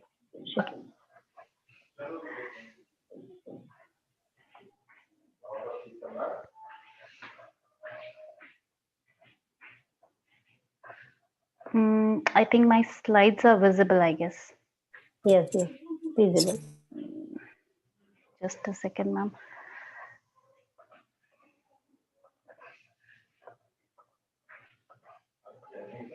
Yeah, my slides are visible and now it is on.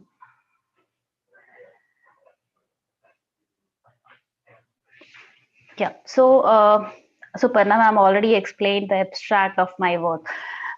This work is completely based on real-time automatic accident detection system using CCTV, using deep learning. But before that, I really want you to be at least know about what exactly the deep learning is and what exactly machine learning is. And actually already Vimal sir have explained you about the machine learning, the deep learning, and he already related with lot many applications. But as far as my topic is concerned, it required some conceptual definition and some basic concepts about deep learning is that actually the definition of deep learning and the conceptual definition of deep learning, which all researchers usually focused upon, is that it is a computer program that can identify what something is. It is deep learning, but technically, if we look about deep learning, then it is basically a class of machine learning algorithm, because deep learning is resides somewhere in a core of machine learning, and machine learning is a part of artificial intelligence. So it is a class of machine learning algorithm in a form of neural network that use a cascade of layer of processing unit to extract features from data and make predictive guesses about the new data. So this is basically just a conceptual and technical definition. But as far as the theory of deep learning is concerned, this theory basically includes some simple algorithms which run over a large data set. And if we talk about the system, because the system is always mechanical, so if we talk about the system, it learns with a lot of input, and we have some processes over there. And while accessing that process, while using that process to adjust the weight and to establish some key feature or extract some output, and those output are usually to create some predictive system, so that to identify a new example. So if we talk about the AI, that big data which actually the data is, because nowadays we have a plenty of data moving here and there. So if we talk about that big data, the big information that makes a difference between the other datas, at that time this deep learning comes into the task. So if we look at this example, like we have the example in front of us is that we have one car, a yellow color car, and we have to identify whether this particular car is a car or what. So we extract some feature in one level, then we have a middle level, then we have a little higher level, and we train that classifier what exactly this is. We have to train it accordingly.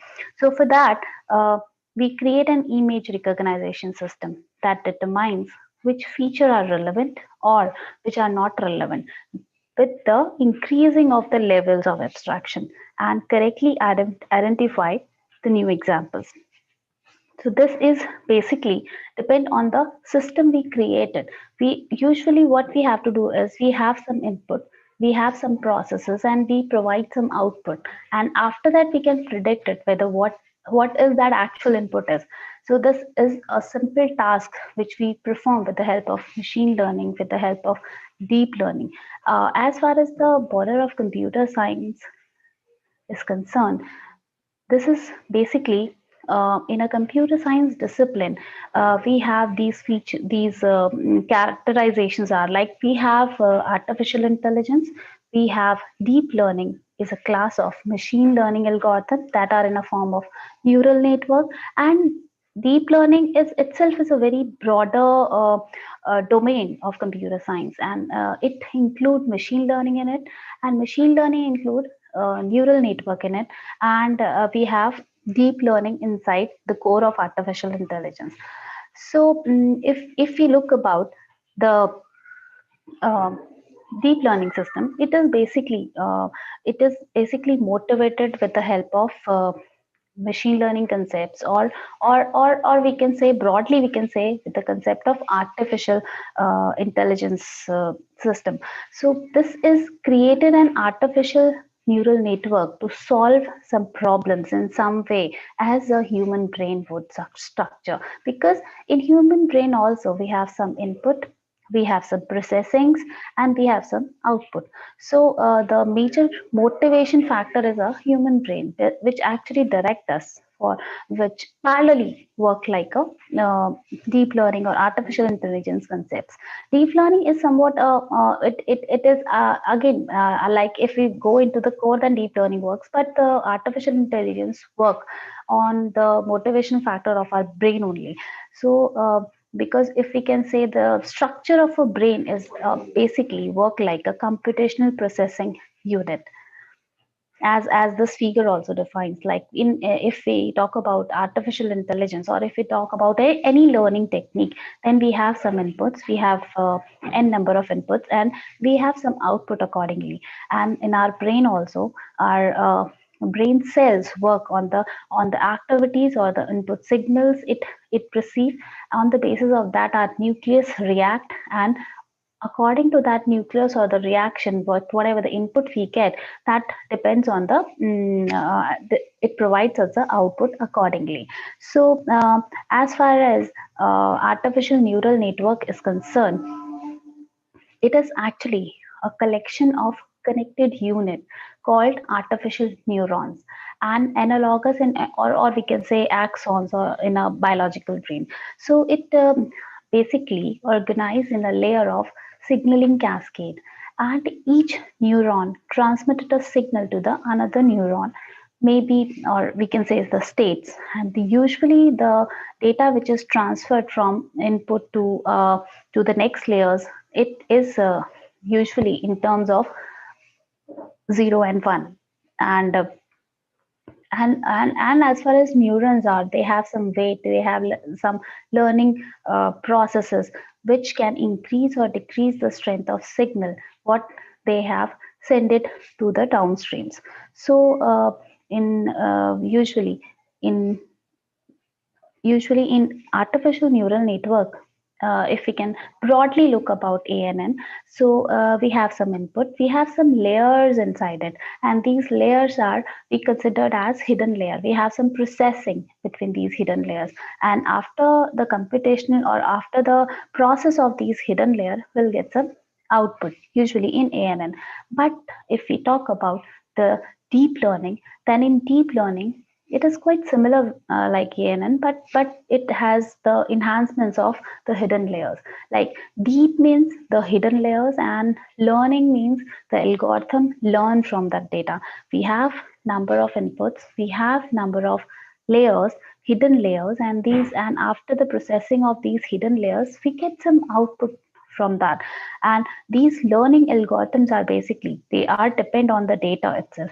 By with the help of these data, with the help of some nodes, we get some output, and these outputs, I mean, the difference between ANN and the deep learning is basically the depth of the layers. So this is the only, not only, but yeah, this is the difference. Deep, basically the enhancements of hidden layers.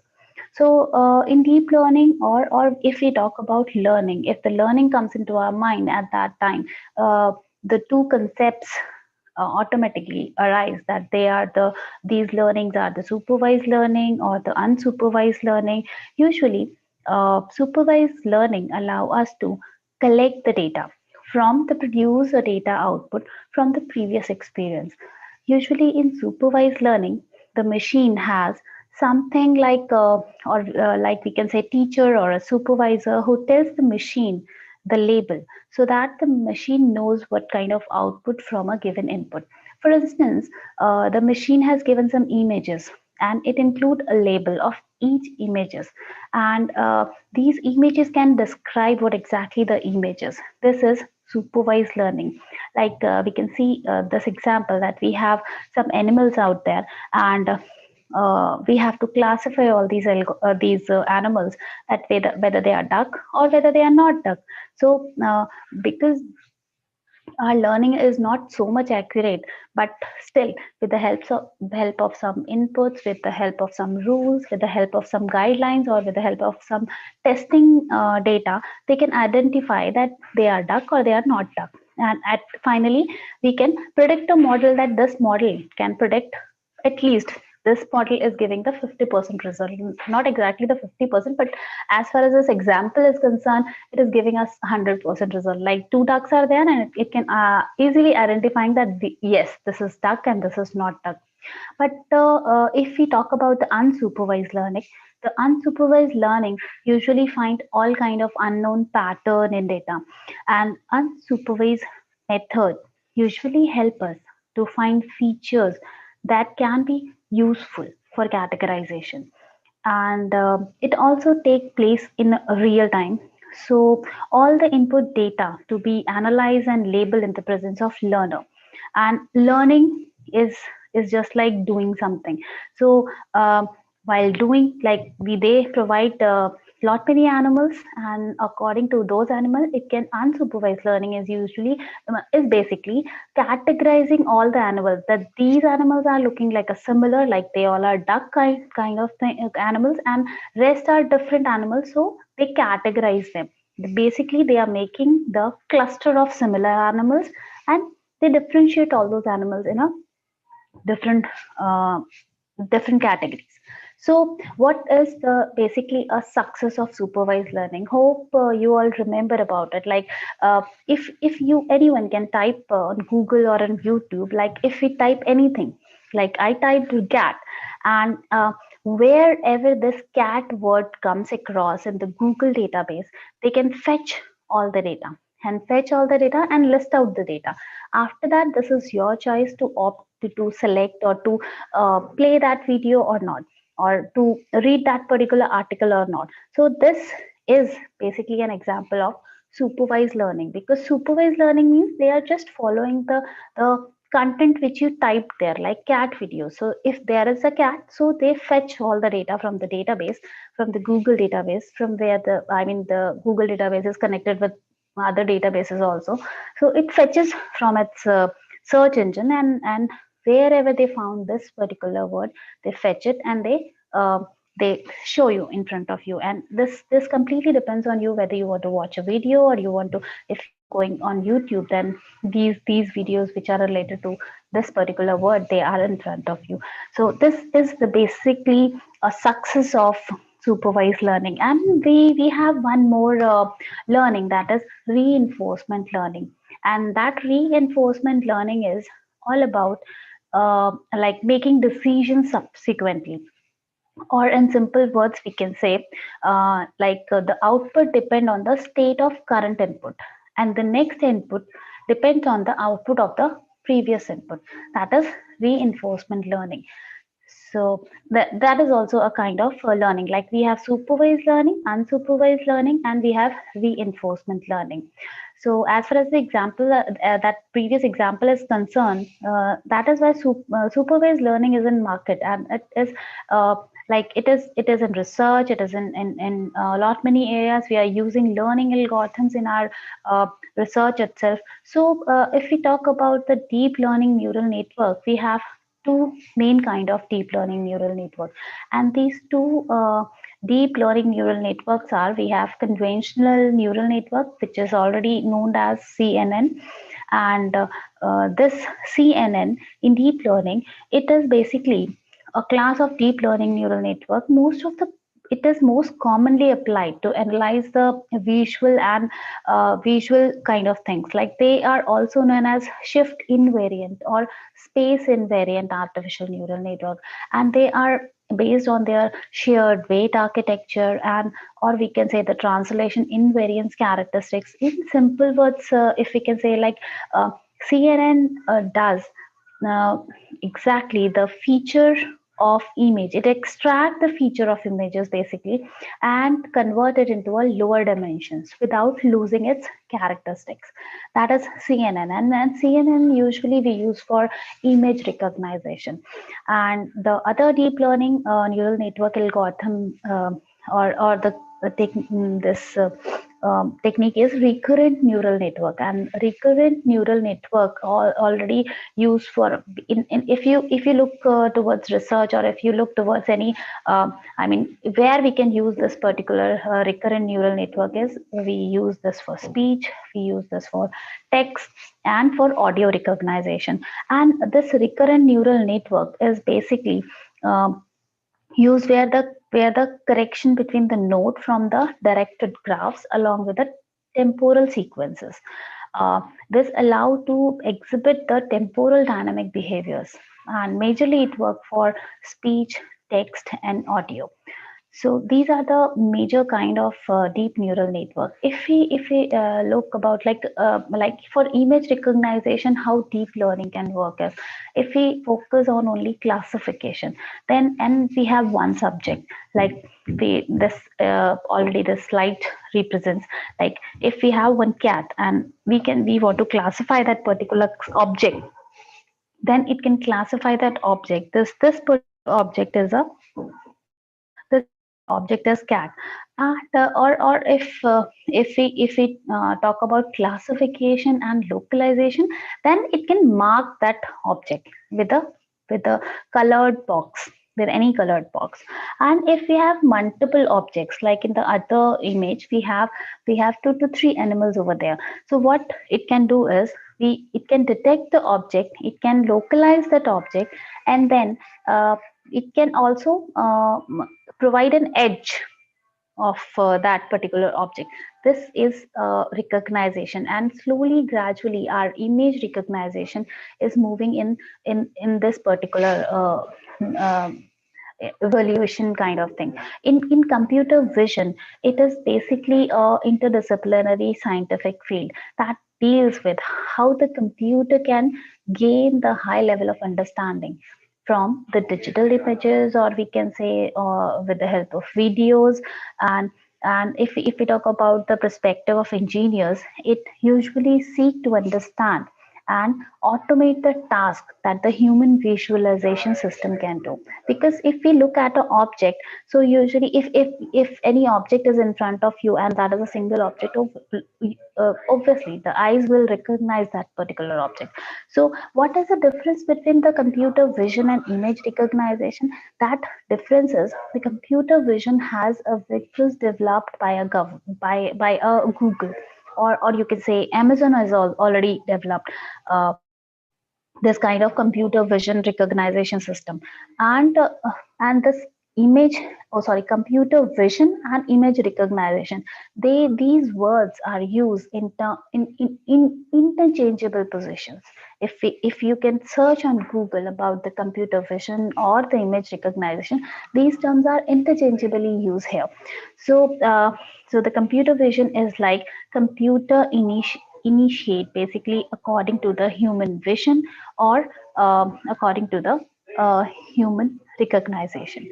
So if we talk about if deep learning, how it is now in market, like it is because the data is increasing day by day. And if the data is increasing, then obviously we need some performance, we need some faster performance, faster predictive techniques, or faster evaluation of that particular data. Because of that reason, this deep learning is in market, and this is basically completely depend on the growing of data. And that is why the learning algorithm, the old learning algorithms are slowly, gradually, they are reducing their performance only because of deep learning. So that is why the deep learning is in market. So my work is basically, as Suparna already defined my work, that is automatic accident detection system suffers from the trade-off between the computational overhead and the detection accuracy. This is the major concern while working on this particular work. And system required, this is the real fact that system usually if we are processing something, if we are doing a computational work on the system, and it required a huge amount of computational resources also. And if we want a real-time feedback, it means we want more computational efforts. So this is the major concern of my work, which I presented here. And this proposed work having a major methodology. In this methodology, my complete work is categorized in 3 stages, that is detection, tracking, and classification. And this all these 3 stages are separately defined in my upcoming slides, and each and every stage have its own importance, each and every stage have its own performance, own evaluation, and for each and every stage I use some techniques so that my system can work accurately for detecting the accidents in automobile domain. So as far as this is the complete the introduction section is basically to tell you about the deep learning, the concept, the work, the abstract of the work. So if we talk in detail, like what exactly my work is, and how I come across this work and how I start this work. The major concern is nowadays it is very essential to detect traffic accidents as early as possible, because for we can say for the state traffic safety, or we can say for time saving, because lot many reports. I studied few reports of accident reports, and they basically gives us some highlight, like because if there is a risk in expressways, we're monitoring the vehicles in the most countries. So the cumulative number of collisions has risen extensively in the world. And the report I remember, that is National Highway Traffic Safety Administration report, and that report shows the results accordingly. And in that result, they mention the data, like 50 lakh traffic accidents happen in United States every year. And this is like if these many, I mean, these accidents are taking place, it means it is a major concern. I mean it is a major focused area that we have to design that kind of system so that we can predict the accidents in a prior stage. Because if we can predict the accidents that may cause, I mean, that may relieve us with the number of deaths of the people. Because as far as the report is concerned, that report gives us that there are around 50 to 60 people dies only because of per day, only because of the accident. And that report is focusing only on one region. And if one region having these kind of number of deaths, these kind of injuries, then it is really a concern to work upon it. So, and one more report is there, that is World Health Organization report, and that reports that 1.25 million people dies only because of traffic accidents only. So that report is of, the previous report is of around 2009 and so, and the next report which predict that only 1.25 million people are dying in the traffic accident, that report is of 2017. So these are the few reports which come across me, and after that I start working on it. And it was seen that if the accidents are not identified correctly, then these accidents usually produce some negative sentiments on the traffic, particularly on highway. Like, people are afraid to go on highways, because if the major accidents are there, then usually people avoid to go there between the junctions, or we can say the work zones, or these some categories are there, that these are the high risk areas for, or the accident prone areas, so people avoid using to travel on those particular areas. The transport community has been frequently proceeding with the help of innovative computational technique. So if we talk about innovative computational technique, at that time the machine learning comes into the picture, and lot many new algorithms are proposed to predict the accidents. And this is not the novel work, but yeah, this is a growing work. Like, if in 2000 we can say 11 or 12, the system was designed for predicting the accident, was not so much accurate as the new upcoming systems were.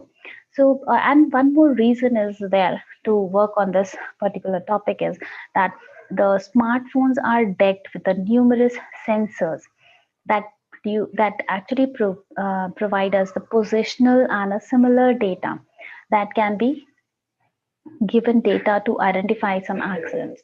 So the like examples are of sensors. The examples of sensor are like accelerometer, magnetometers, or there are lot many sensors which are actually work only for accidents.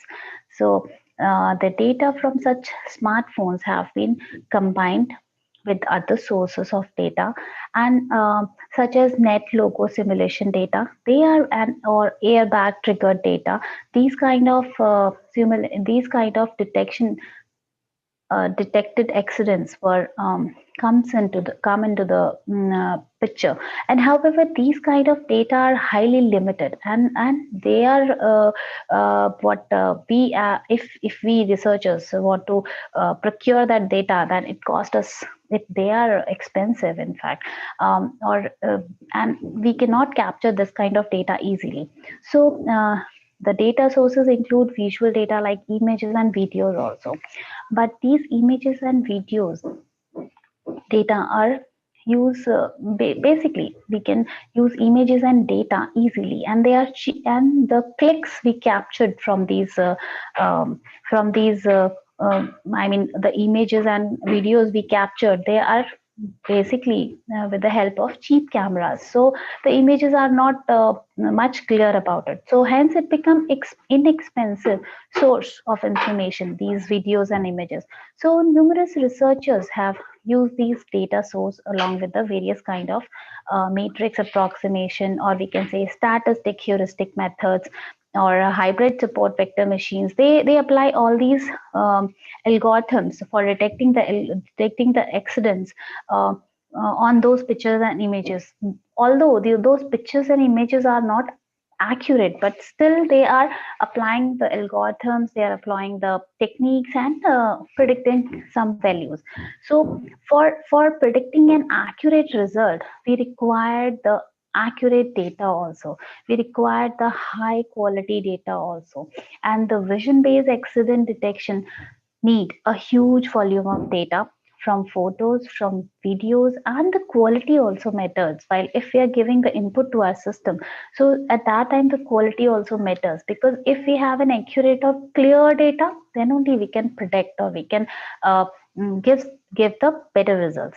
So it expect large storage capacity too, because if we have a large data, we have a high quality images, or we need high quality videos, then it requires storage also. So besides, the accuracy of vision based accident detection model is affected by weather condition and the resolution of the camera.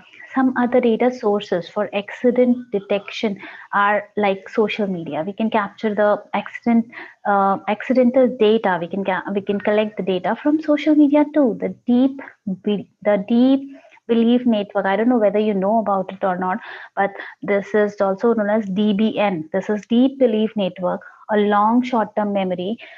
These are two learning models that has been adopted for detecting the accidents from social media, specifically from social media. So we have several fusion-based techniques have been adopted to combine the social media data with the traffic data to achieve higher performance. So generally, the social media data is assumed to be a random, or we can say it is a poor kind of data, because the image quality, not poor in terms of financial systems, in terms of quality, the image quality. So if we consider about the past researchers, or if we consider about the past research, many algorithms has been proposed, and they detect the accident also, and with the help of k nearest neighbor algorithm, with the help of regression tree and feed forward neural network, or they can also use support vector machine also. So past researchers have already applied lot many algorithms, even deep learning algorithm. They termed as, I mean, they have written that deep learning algorithm is already applied, but deep learning is not only of adding the layers, it is adding the new concept also.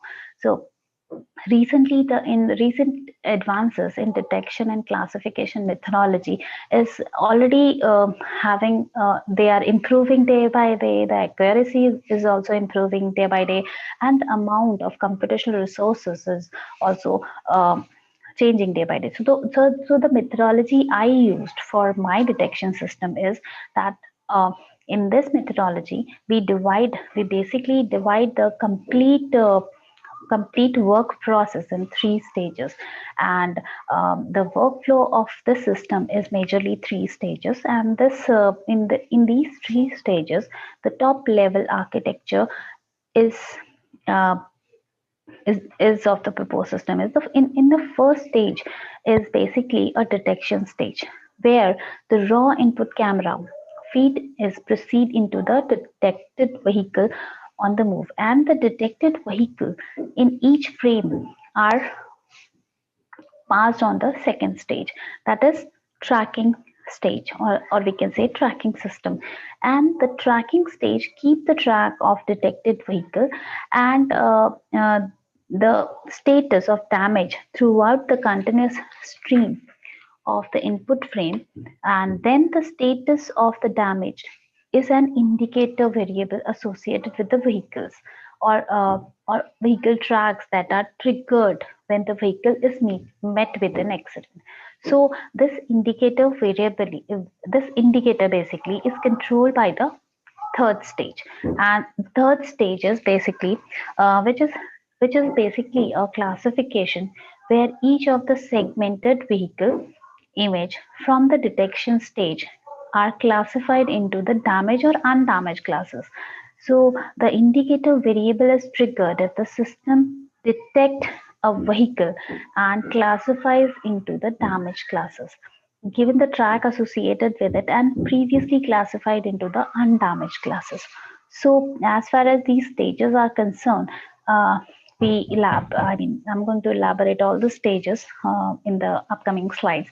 So all the three stages are like vehicle detection, vehicle tracking, and accident classification.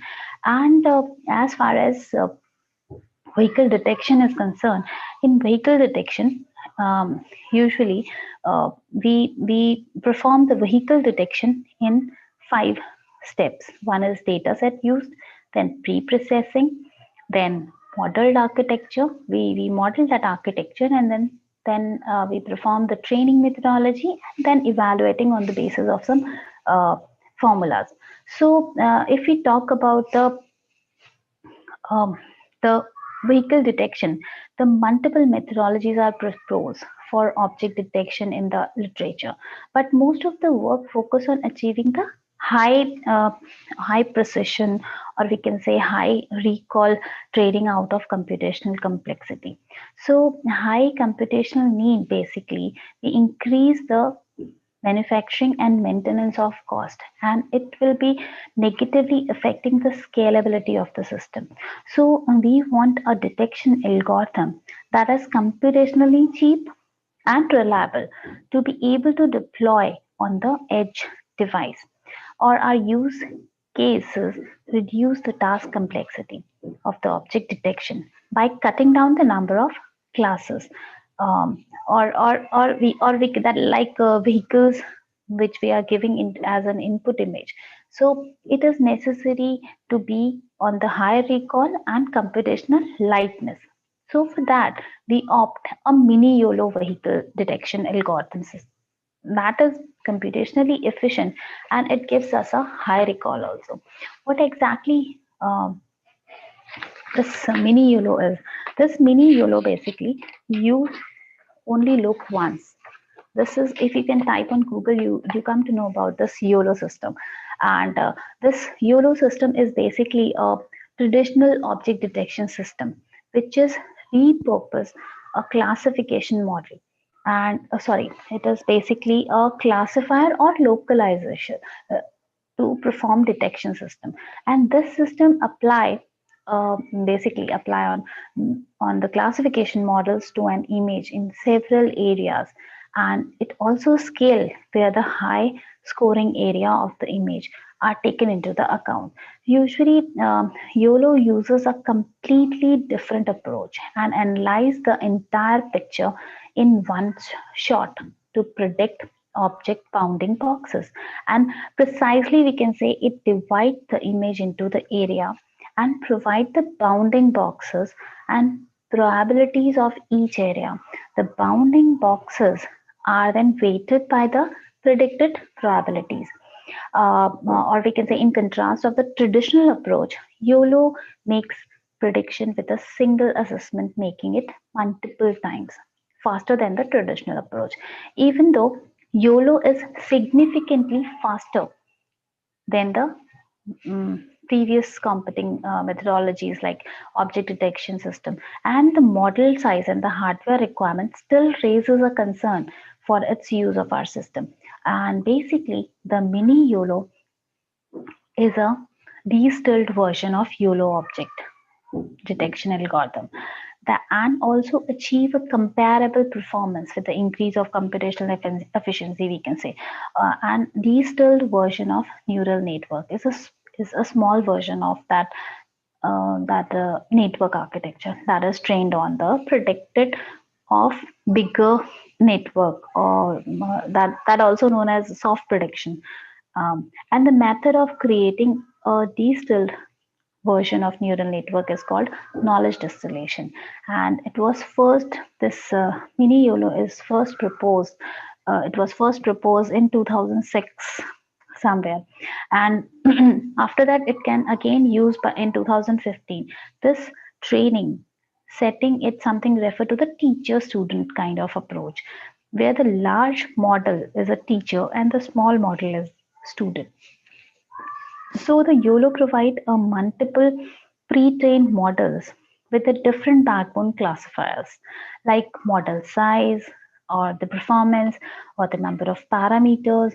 And we have layers in depth in the multiple backbone classifiers on the ImageNet validation benchmark. And among these classifiers, we have MobileNet version 2. It is basically has competing the performance with a very low memory and computational requirement also. So usually the teacher and the student model, we use the pre-trained YOLO version 3. And this on this particular thing, I have one reference also. I'll provide you at the end of the session. Then the architecture with RESNet, that is also used as a backbone of mini YOLO. So as far as this MobileNet version 2 is a CNN architecture development. It comes into the market in 2018, particularly for mobile and embedded version application. And in this architecture, it uses a depth-wise separatable convolution to reduce the model size and the complexity. So this is actually all about the architecture of mini YOLO. And after this mini YOLO, we this is basically the first step. We apply the architecture which is based on the mini YOLO. Then data set is used. Then what data set is used in the stage 1 is we have a boxy vehicle data set. And this boxy vehicle data set is used for training mini YOLO. And this boxy vehicle data set was created mainly for training vehicle detection algorithms and in self-driving system. Most of the images from the data sets consist of vehicles on road and traffic scenario. This makes this data set perfectly unique for our use case, as the input of our system is CCTV footage from road or traffic scenario. So basically, the dataset contains 2 lakh images of 1232 into 1028 resolution with around you can say 2 lakh automated vehicles by 3D like or 2D bounding boxes. And the 2D ground truth automation from the dataset are used as hard labeled during the distillation training procedures, and some images along with the annotated 2D bounding boxes from the dataset. So we are basically using the dataset is a boxy dataset, and after applying a dataset, the second stage of stage 1, the second step of stage 1 is pre-processing.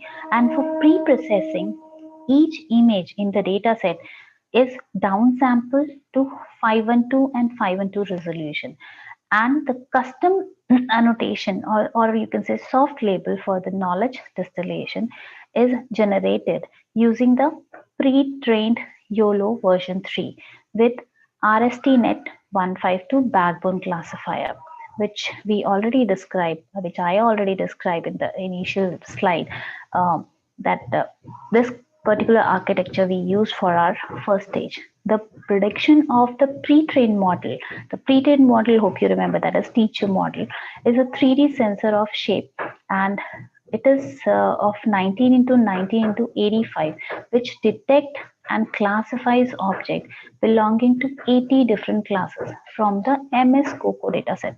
MS COCO dataset is a different dataset, and each output cell represent an area of input images where a possible object bounding box is centered. They resides into 19 into 19, and where in each area the model predict the probability of the presence of the object, and that is 1 to 1, along with the probability of the object belonging to either of the 80 classes, and the weight, the height, the horizontal and the vertical offsets of the bounding boxes for the object detects given into the output tensor or shape. And with the help of this pre-processing, case, our system, it has only one class that need to be detected, and that is vehicle. And the output of our model is based on the student model, and that is 3D tensor of shape of shape of 19 into 19 into 6.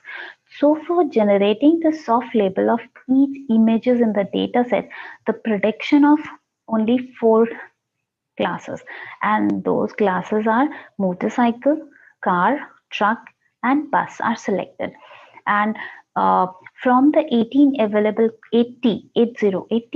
classes from the MS COCO dataset, and from these the highest probable class prediction is taken and uh, given the label of vehicle to create a soft label automation, and that is in a shape of 19 into 19 into 6. So this is basically our pre-processing model. And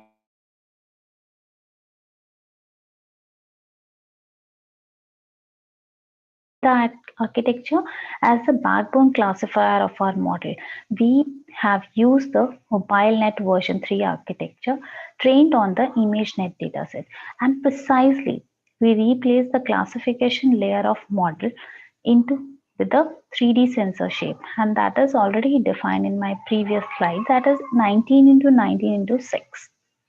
So this is our we modeled our architecture accordingly, and then we perform some training methodologies, and these training methodologies are completely depend on some equations, and these equations we also named as matrix. So we train our model with the knowledge distillation and incorporating the ground with the truth level along with the soft level to increase the model capacity and the performance during the training. So by combining both the training strategy, the student model is able to attain the knowledge from MS COCO by learning and to replace the prediction and pre-trained teacher model, as well as the boxy vehicle dataset by learning to predicting the ground truth annotation, uh, or we can say the training loss of the ground truth prediction is a combination of 4 losses, and these 4 losses are in terms of equation how we calculate our losses, like we provide combining training losses for ground truth prediction and the soft level prediction. So these basically equations are these are used for training our mini YOLO architecture. So what is how we use this classification loss? If an object is detected and the classification loss at each cell is squared error of the class condition probability of each classes. So we can categorize our classification loss, and for this particular classification loss we have a specific equation for that. Then next loss we identify with the help of localization loss, and the localization loss is measured the error of predicted boundary boxes location and the size, and it also have a different equation. And after that we also calculate the confidence loss. What is confidence loss? If an object is detected in a box is the confidence loss, and if it is detected in a box or if it is not detected in a box, that also uh, is that also we have to calculate with the help of confidence loss. And for both, for detecting that object and for not detecting that box, we have different equations. Then combining the training and the ground truth prediction loss and loss of soft level prediction also, for all these losses we have different equation, and then combining the training loss for mini YOLO, so that we can train our mini YOLO architecture. And after training all these, after getting all the losses, we can train our methodology, and after training we evaluate the metrics. And for evaluating the detection performance of our model, we have to compute the AP score. What is AP? That is average precision score, and this score is on pre-processed mini COCO dataset. So the what is average precision score? It is used for measuring the accuracy of the object detector, and along with the reliable accuracy, the model must also be suitable for development of the real-time setting. Hence, we evaluate our model performance by calculating the FPS, that is frame per second graphical processor. So after that we perform, this is these all are the processes, or we can say the steps of our first stage. After first is detection, and for detection we perform all these stages, and after detection we switch to the next stage, that is vehicle tracking stage. And in vehicle tracking stage, the tracking vehicle are their damage status is basically a critical part in our system, and detecting accidents of just classifying each detected vehicle as damages or not, they are basically a reliable mechanism in a real life scenario. So let's say a damaged vehicle is getting towed away from the location, and this vehicle is detected by the system. So since it is damaged, the system will be classifying it as a damage with a high confidence, or this will be triggered an accident or a false positive. By keeping the track of detected vehicle, we can keep track of its damage status, and this in turns will help in detecting whether the vehicle was bought damaged or it was damaged during the transit, where the later cases is the accident is true positive. By keeping in mind that computationally relaxation, or the task specificity, we can say, we use very simple object tracker system, and that is simple online and real-time tracking system. This is basically a approach of multiple objects tracking, where the main focus is of associated object efficiently on through online and the real-time application. And despite only using a combination of familiar technique, we have lot many techniques available in the market. Like we have Kalman filter, or we have Hungarian algorithm for tracking the components of these approach for better accuracy for online tracking. For the and also it is a simplicity to achieve the runtime speed, also the computational speed also. So in short, we use this approach, and this sort is basically the position and the velocity of each object bounding boxes, and you and include in this vehicle tracking system, it already include a Kalman filtering, because to measure the outcomes, after which it also include the features of Hungarian assessment algorithm for assigning the boundary of the boxes, because it having a combination of tracking system accurately, and it is also based on the equilateral distance between them, and and initializing a new track. If the system is more specific, then we have a better results and the better thresholds. So originally this sort is basically used for person tracking framework, but as it did not account for the appearance factor of the object, so we extend it for our use cases. And this is basically acquire a frame from the camera, because we already have an images of cameras, or we can say the footages we capture from the traffic or from the roadside views. So and it interests across the mini YOLO for the vehicle bounding boxes, and these boxes are then passed to the sort is our vehicle tracking system, and it can detect the vehicle and consider it as a new one. Each track initialize is assigned a damage status vehicle, which is updated by the next stage, and that next stage is accident classification stage.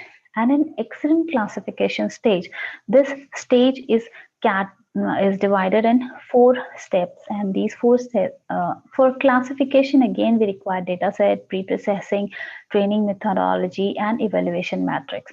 So once a vehicle are detected from the input frame, then the image of detection are extracted using the bounding boxes, and each of those images are classified for damage status.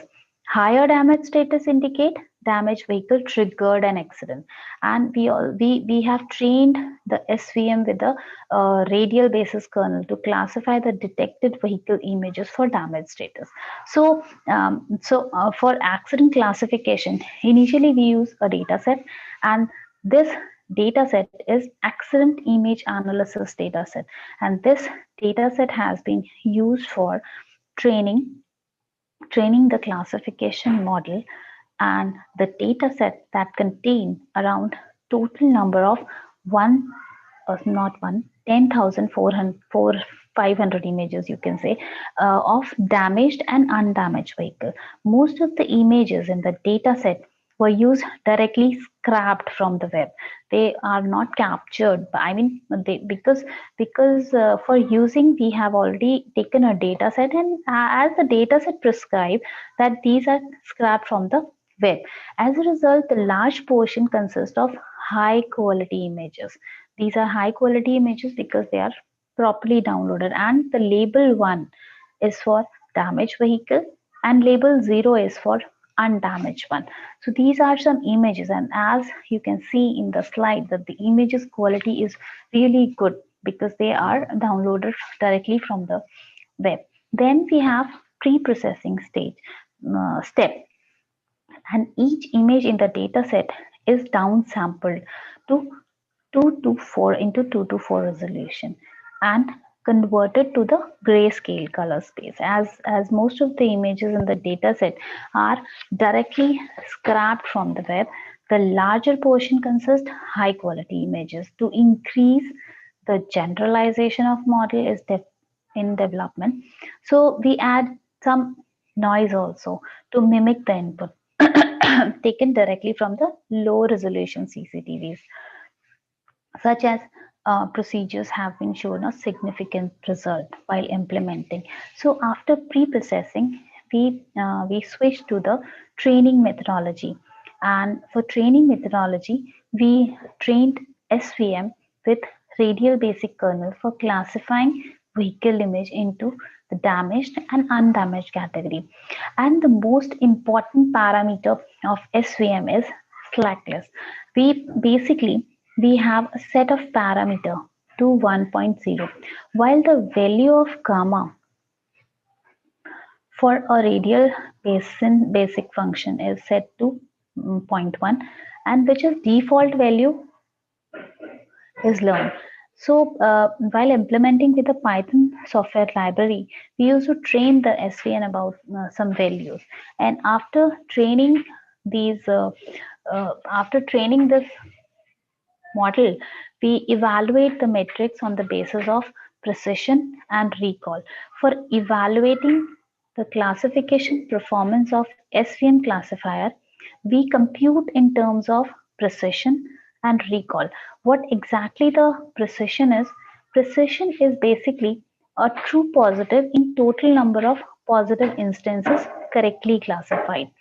And precision and recall are basically two extreme important model evaluation metrics, because if the precision is a fraction of, basically it is a fraction of correctly classifying the positive instance among the total number of instance classified as positive.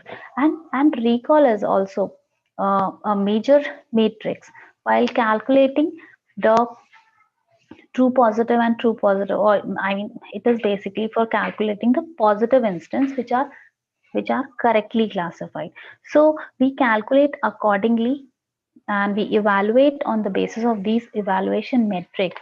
And after evaluating our model on the basis of these two evaluation metrics, in recall, false positive is a total number of positive instances incorrectly classified as negative, and that symbolize as recall.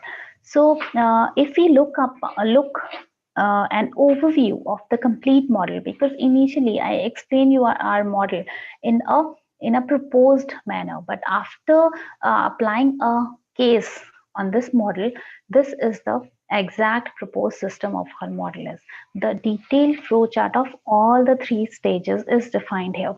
First, the image acquired from the input camera and is inferred across the mini YOLO for a vehicle bounding boxes. Then each detected bounding boxes is passed on to sort for tracking association, and the associated track are initialized with the damage indicator variable, and these variables is controlled by the accident classification system, which takes the extracted vehicle image using the bounding boxes and classify each detected vehicle into the damaged or undamaged category. If a vehicle is classified as damaged and the damage indicator variable is associated track is set to false, it means not damaged from the start, then the variable is set to true, and damage during the transit, or if an accident alarm is raised. This is a complete scenario of applying all the three stages in our work, and this is the major flow work of my proposed work.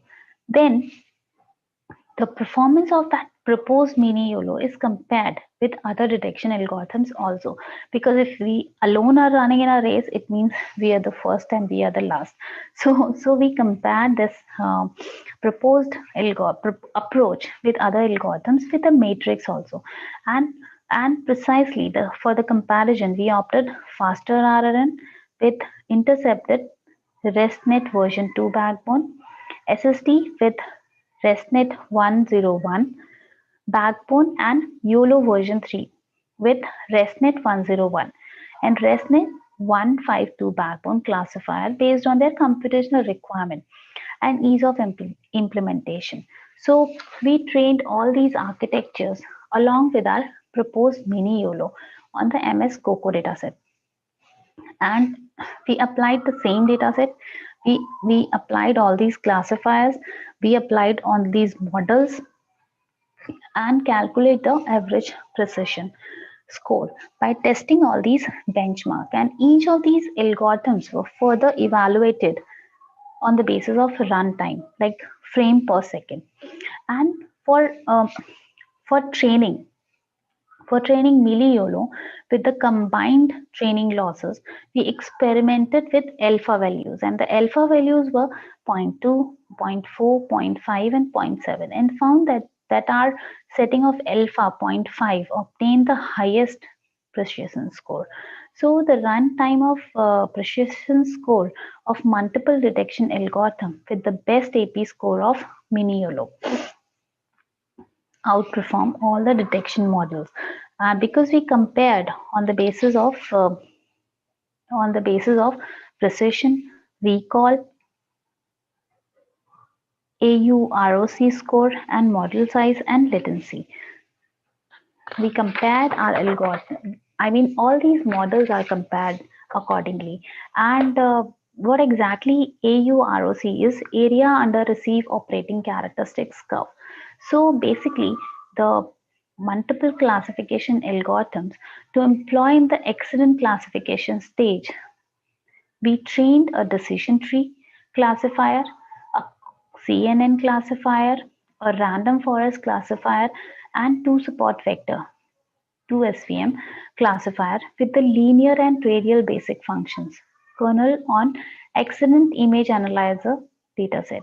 So these algorithms were evaluated on the testing set with the matrix along with the score, the calculated precision, recall, and the ROC score of algorithm, the matrix models, and it also compared on the basis of model size, the size of the model in KB or MB, and file loaded on the random memory access in our system. And the latency is the time taken in milliseconds to classify the single output of the image. It can be inferred from a single result of SVM classifier with RBF kernel. So basically, it performed better with a very low latency and higher order classification score. So on the basis of these curves and the characteristics, we have some output in a graphical form. So this is the output we receive from our models on the basis of their performance. So at the end, our work perform better in comparatively with the other approaches, and we also computationally traceable and reliable automatic accident system that can be deployed in the scenario of requiring real-time feedback. So we also presented mini YOLO and deep learning architecture and the knowledge distillation on the phenomenal runtime speed with a high AP score. So these are some comparative parameters. On the basis of these parameters, we compared our proposed methodology, and we divide our methodology in 3 stages, and all these stages are performed accordingly, and all those stages have their own steps to be implemented.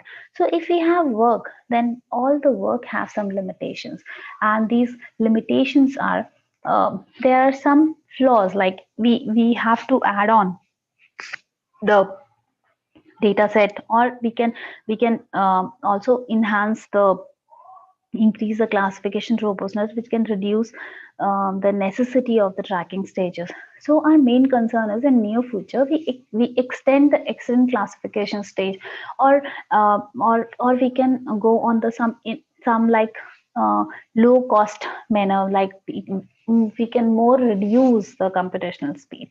So this is all about my work, but I also want you to know about the actual trends which actually impact on business in 2020 and 21.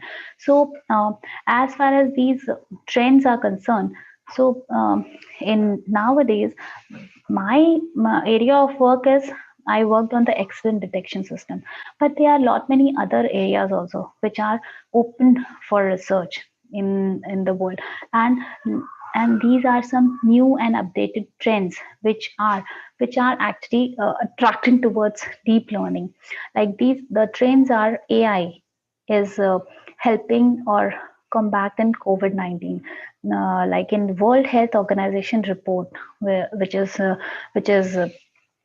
is published in February 2020, it revealed that AI and big data are playing an important role in helping the healthcare professional response of COVID COVID outbreak in, because in China it happens, and how is AI and machine learning helping in combat of COVID-19?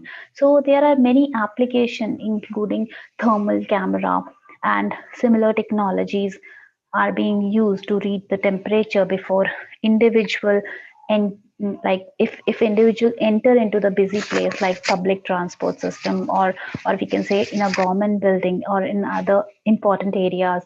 So if anyone can enter, they can detect it. We have thermal sensors that, or we can use, or if a person is using smartphone, then it can detect it. Like China company, the name of that company is Banyu, that created an AI system that use infrared technology to predict passengers temperature at at Beijing railway station. So they are already using this kind of technology in their real time work.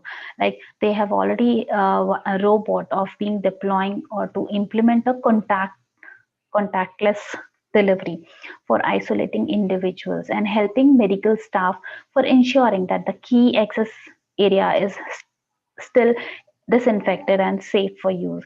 So many diagnosis algorithms has been developed around the world, along with creating vaccine in many institutes and research centers, and it will be expecting that AI can be one of the factor that specify the detect of many behaviors of COVID. And we can also say like e-commerce, as you all know, the giant of e-commerce is Alibaba, that is creating a struck bird that is based on NLP model to help the combat COVID-19. And this platform provides a healthcare data analysis using company which are existing platform and the search engine capability, which provide the instrumental and pending the country ability to uh, basically for maintaining the medical records. And the overall solution is like to provide a proactive approach to threat detection, which can limit the spread of infection disease. And when it comes to something like categorizing as COVID proactive approach, it is important and it is essential. So this is the first trend which is in market in 2020 and 2020 to 21. And the second trend is machine learning framework, and this framework is like, hope you know about that. In 2019, one of the key trend for machine learning is PyTorch or TensorFlow competition. I don't know whether you know about it or not, but if you can type on Google that PyTorch and TensorFlow competition, that is basically TensorFlow 2 arrives with integrated and eager execution default mode, and PyTorch evaluating an Outlook TensorFlow as a framework of choice of AI research. So why the PyTorch better for research? Because PyTorch integrated easily with the rest of Python, and and it is simple also, easy to use also, and making it accessible without requiring too much efforts in a set. It doesn't require much implementation and efforts. In contrast, we can say that TensorFlow basically it is repeatedly switching API and making it more difficult to use. But when it comes to the performance of PyTorch, it is basically comparably. I mean, if we can compare in terms of speed, it is faster, or in terms of technology, it is faster. It having a very good framework to work upon it, and we can also take up as a research framework for um, for for ML frameworks. So this is a major concern, or we can say the major trend of 2020. Then the third trend is artificial intelligent analysis for business forecast. So why is that so? Because machine learning based time series basically analyze. In 2002, the techniques collectively analyze a series of data over time, and when we use that data correctly, the aggregated data is analyzed. It is in such a way that they allow and they manage it, or we can say we can easily take some decision on the basis of that data. So using an ML network to process, or we can say on the complex calculation, it's required to apply some statistical models in to your business structure, and the data which required the improvement, or we can say the over the traditional methods, the AI or ML technique will help us for that. The ML basically boosting up to analyze the high accurate forecasting data, because they are giving us an accuracy of 90 to 95%. So when the AI network you are using properly and training our data or working on that particular data, capturing the feature, then obviously it gives you the better results for forecasting or for predicting, for better predictions. So in 2020 also we see that the growing trend is for applying recurrent neural network, and for we can say time series analysis and forecasting. So the recurrent neural network, which are as an application of deep learning, are also one of the reason we believe that the deep learning will end up and replacing the traditional machine learning algorithms. For example, we are using deep learning for forecasting data, for exactly predicting the data, or such as future exchange rate for currency with the surprising high degree accuracy. So the research into the time series classification has made subsequent progress in the recent years. So the problem being solved in the complex, or we can say offering both high dimension and large number, so far no industry application has been achieved.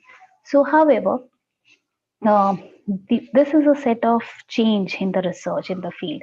So this is basically promising the because deep learning is giving us a promising result.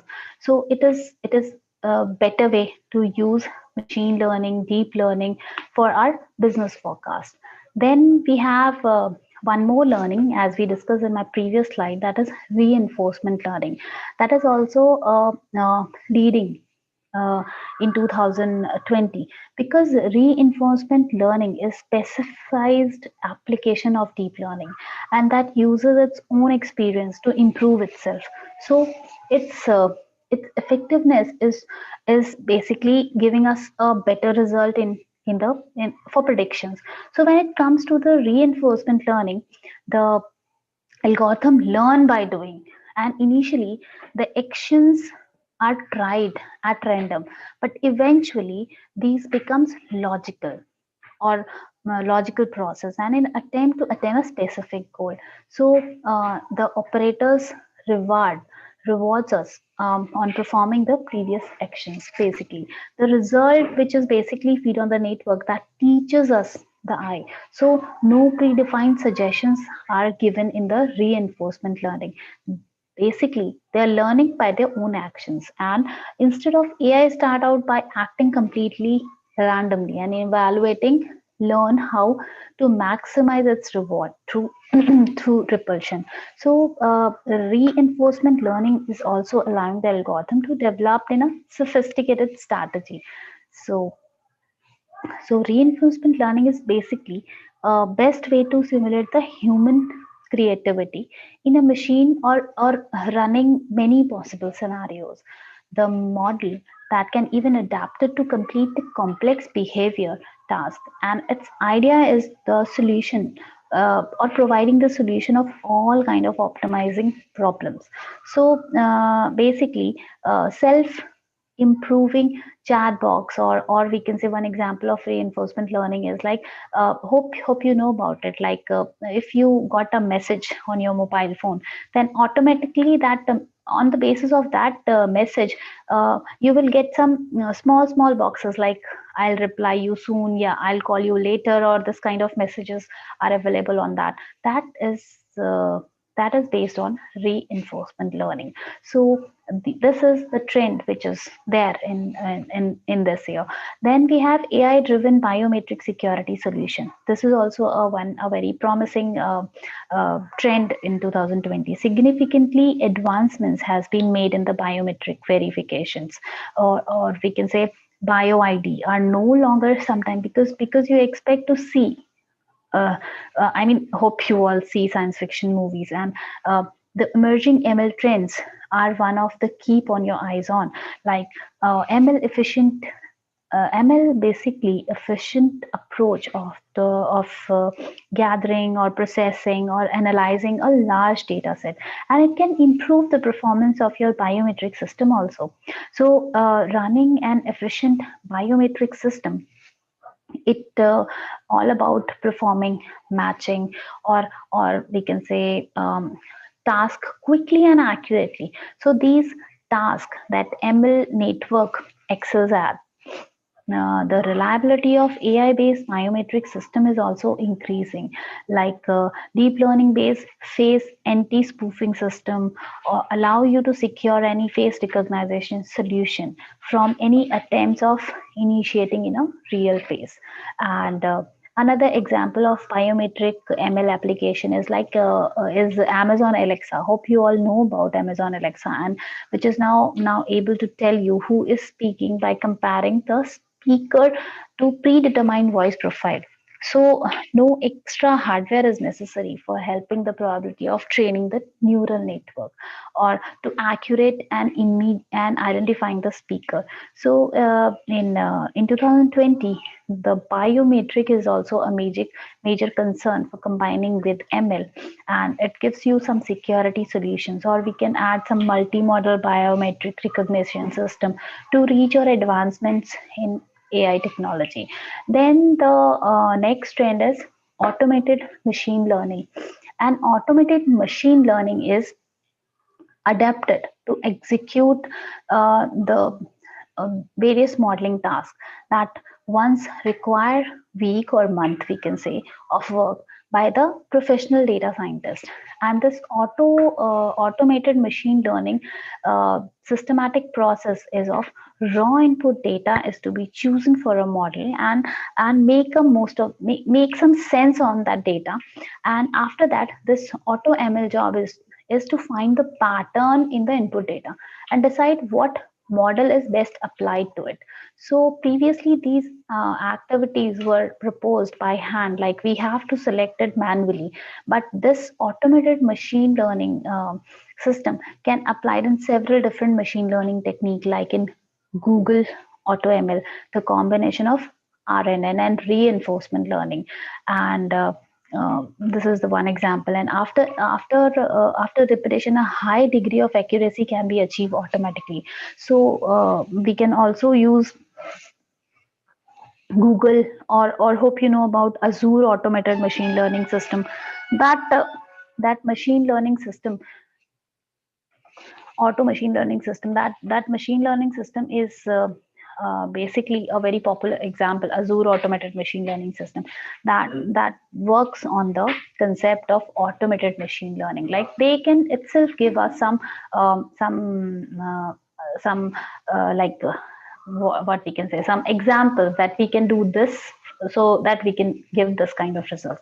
Then we have explainable AI. So explainable AI is European Union task ML designers know about the right of explanation. So to make artificial intelligence more transparent to the consumer and user, so we can use explainable AI, the type of AI technology that has designed to fit these criteria, like regular black box machine techniques, where it is often impossible to explain how AI come into the certain conclusion. So at that time, we required explainable AI is designed to simplify and visualize how ML network make decision. So that is for basically black box. And because in traditional AI model, the network is designed to produce either a numerical or a binary output. So or they can give an output of yes or no. Because in these terms we don't have any explanation, but the output with explainable AI will include the reasoning behind the decision made by the network, and that is very important. So which is using so for credit request or for denying the credit request, we required explainable AI. Then we have conventional AI trend, and this is throughout 2019 and 20. The AI has developed to the point, and now it is a complete with the human brain, like competing with the human brain. Basically, it comes to the everyday task, such as writing, or we can say reading, or for AI-based text generators, or able to generate some realistic stories, poems, articles. So we are using AI at each and every level. So bidirectional encoder representation and transformers is the another significant outcome in the AI field. So this is basically another text AI that is designed for pre-trained model, such as given text, like major advancements, how BERT process text. So we have various like XLNet is an auto-regressive pre-training model that is also used for that is also comes under conventional AI, or we have voice-enabled AI that is also a part of conventional AI. Then we have one more trend, that is generative adversable network, and this generative adversable network are the way of generating new data using existing data in such a way that the new product resembles with the original data. And this may not be seen in too impulsive at first, but I mean, you cannot recognize whether this data is generated, or this data is artificial, or this data is original. You cannot compare it in between.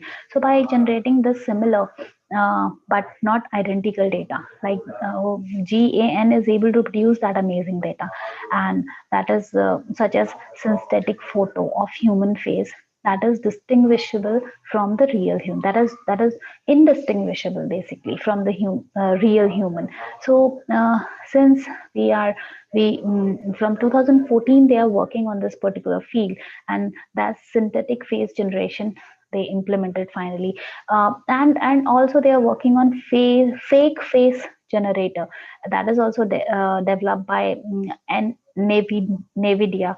And if you can search some fake face generators, you can get few systems which can generate a fake face. And then this is basically a part of AI only, because it is supporting in that kind of work. uh, Although it is a fake face, but we have systems which can recognize the fake faces also, fake news is also, and that is possible because of gains and AI. So and the last trend is convergence of IoT and AI. And this IoT and AI, as in the previous session also they explained a very beautifully, they explain about the IoT and AI, because industrial IoT processes are generally not an efficient, and they are basically they have plenty of space of using AI and increase the efficiency. They can reduce the downtime of the various businesses methods, and they also required some predictive maintenance so that they can detect or they can predict faster. So the current IoT trend reveals that the business are basically accepting the potential of AI. And this is possible with the help of Azure IoT solution that that that is in market, and the cloud and use of cloud and IoT devices and their advantages. The power of predictive maintenance should not be underestimated, basically. So, and we have lot many companies which are using IoT and AI for to being in the market. So, this is just a second. So this is all about from my side. Uh, Suparna ma'am, are you there? Yeah. Thank you. I am listening through your nice presentation, and specifically at the end, you have given so much of wings through which anyone can start flying of doing research in the Uh-huh. interesting areas. Uh-huh. I just, as you are working for quite a while on security, Yeah. specifically information security. So I Mm-hmm, would mm-hmm. just request you to highlight a few security requirements, basically, because there are so many security attributes, characteristics, etc. And all applications do not have all kind of security requirements. Just Mm-hmm, in mm-hmm. healthcare, just if you just highlight some security requirements in smart healthcare kind of real life applications. As far as because if we are using security in smart healthcare now, so see, each and every person having their health conditions differently, and they don't want to discuss their health description or health documents with others. So in that case, we use security, because that the data, the person having a data of itself, I mean it their health, that cannot be shared by others. With the help of security, we can protect the vulnerability of data which is only available to the doctor and the patient, that we can manage with the help of security. And we have lot many applications as well in the market, but on that particular domain, like security for healthcare, that is in process, because as you know, in this situation our government is also giving a lot much fund for working on the healthcare system, and we can secure that system. In fact, I really want to tell you about the Arogya Setu. Have you all used about Arogya Setu app? That Arogya Setu app, one flaw, and I don't know whether you know about it or not. And that flaw is, if you registered on Aarogya Setu and the infected person around you are, let's say they are 10, and you want to pass that passage of like you want to go somewhere and you want to pass that passage, that you want to show, if 10 infected person are nearby you, then it must be that you are unsafe. It shows that you are unsafe. But if you want to pass that passage from where you want to clear that passage, that you are safe and they can clear you to go inside the premises, for that what you can do is you just change the number, or what you can do is you just I mean uninstall it and again install it. So what exactly effect of it is that Arogya Setu is not much secured, because it is not working on the security parameters. The protocols they are using is highly unsecured. They can easily modified, they can easily editable. So while if we talk about the healthcare system, that may not be editable, that they cannot be viewed by others, they are highly secured. For that we have to work upon, and for that we have to work on the protocols, that they cannot be easily, they are not vulnerable, and we can protect our healthcare documents and all our personal information with us and with our doctors. So we can use the security in our healthcare system too, and effectively they are using. And this is also an effective research, we can say. I mean, not many people are working on the system, like we can secure our databases from the other people, and they cannot be easily accessible by others. Although I because past month I come across about the about the feedback of Arogya Setu. At that time I'm come to know that this Arogya Setu is not much secured. If we want this Arogya Setu have one glitch, that we can easily make ourselves safe. So that's the example I have. We can protect it with the help of securing, or we can add in the security parameters in it, so that we can make it secure.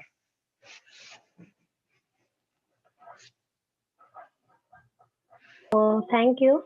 Yeah. And you very correctly said that the patient history or treatment history should not be shared with the unauthorized person, because, Yeah. and that is the primary requirement of healthcare, that is the privacy. Yeah. And along with that, the confidentiality and integrity are the It should be key maintained. Yeah. requirements. Yeah. Mhm.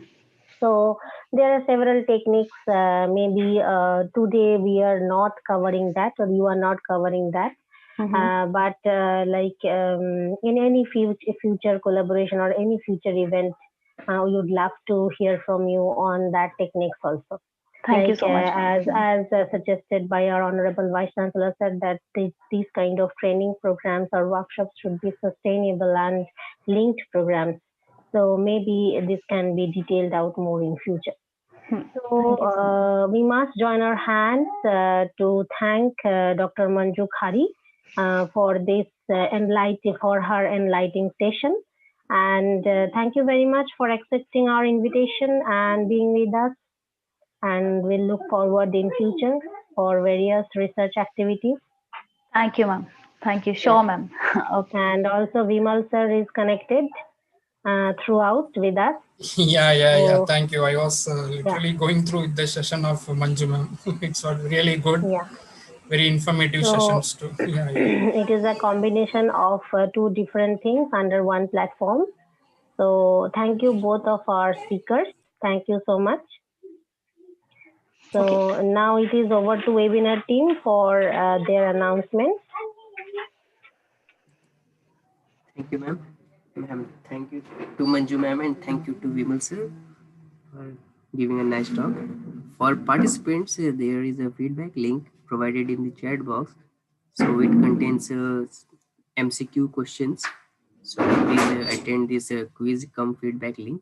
And after that, you will be noting the e-certificate link from which the certificates of for this workshop can be And downloaded. quiz link is associated with feedback link. Yes, ma'am. Okay. Okay. Should we leave, ma'am? Yeah. Yeah, now the participants will do the quiz Yeah. and then the feedback formalities and for certificate issuing and all that. Okay. And in due course of time, I would be in touch with you for the rest of the formalities. Sure, Thank ma'am. you. Okay, Good ma'am. night. Yeah, Good night. Thank you, ma'am. Bye.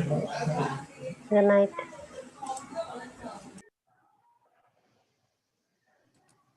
The request to all participants to kindly take note of the quiz and feedback link and e-certificate link.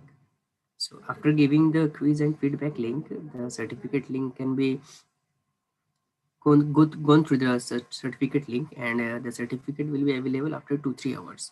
After giving all the quizzes, we will be able to release the certificate. So they requested to all participants to kindly attend the quiz and give the feedback, and please note down the e-certificate link. But the certificates will be available after 2 to 3 hours. So kindly take note of the links. We are about to end the session.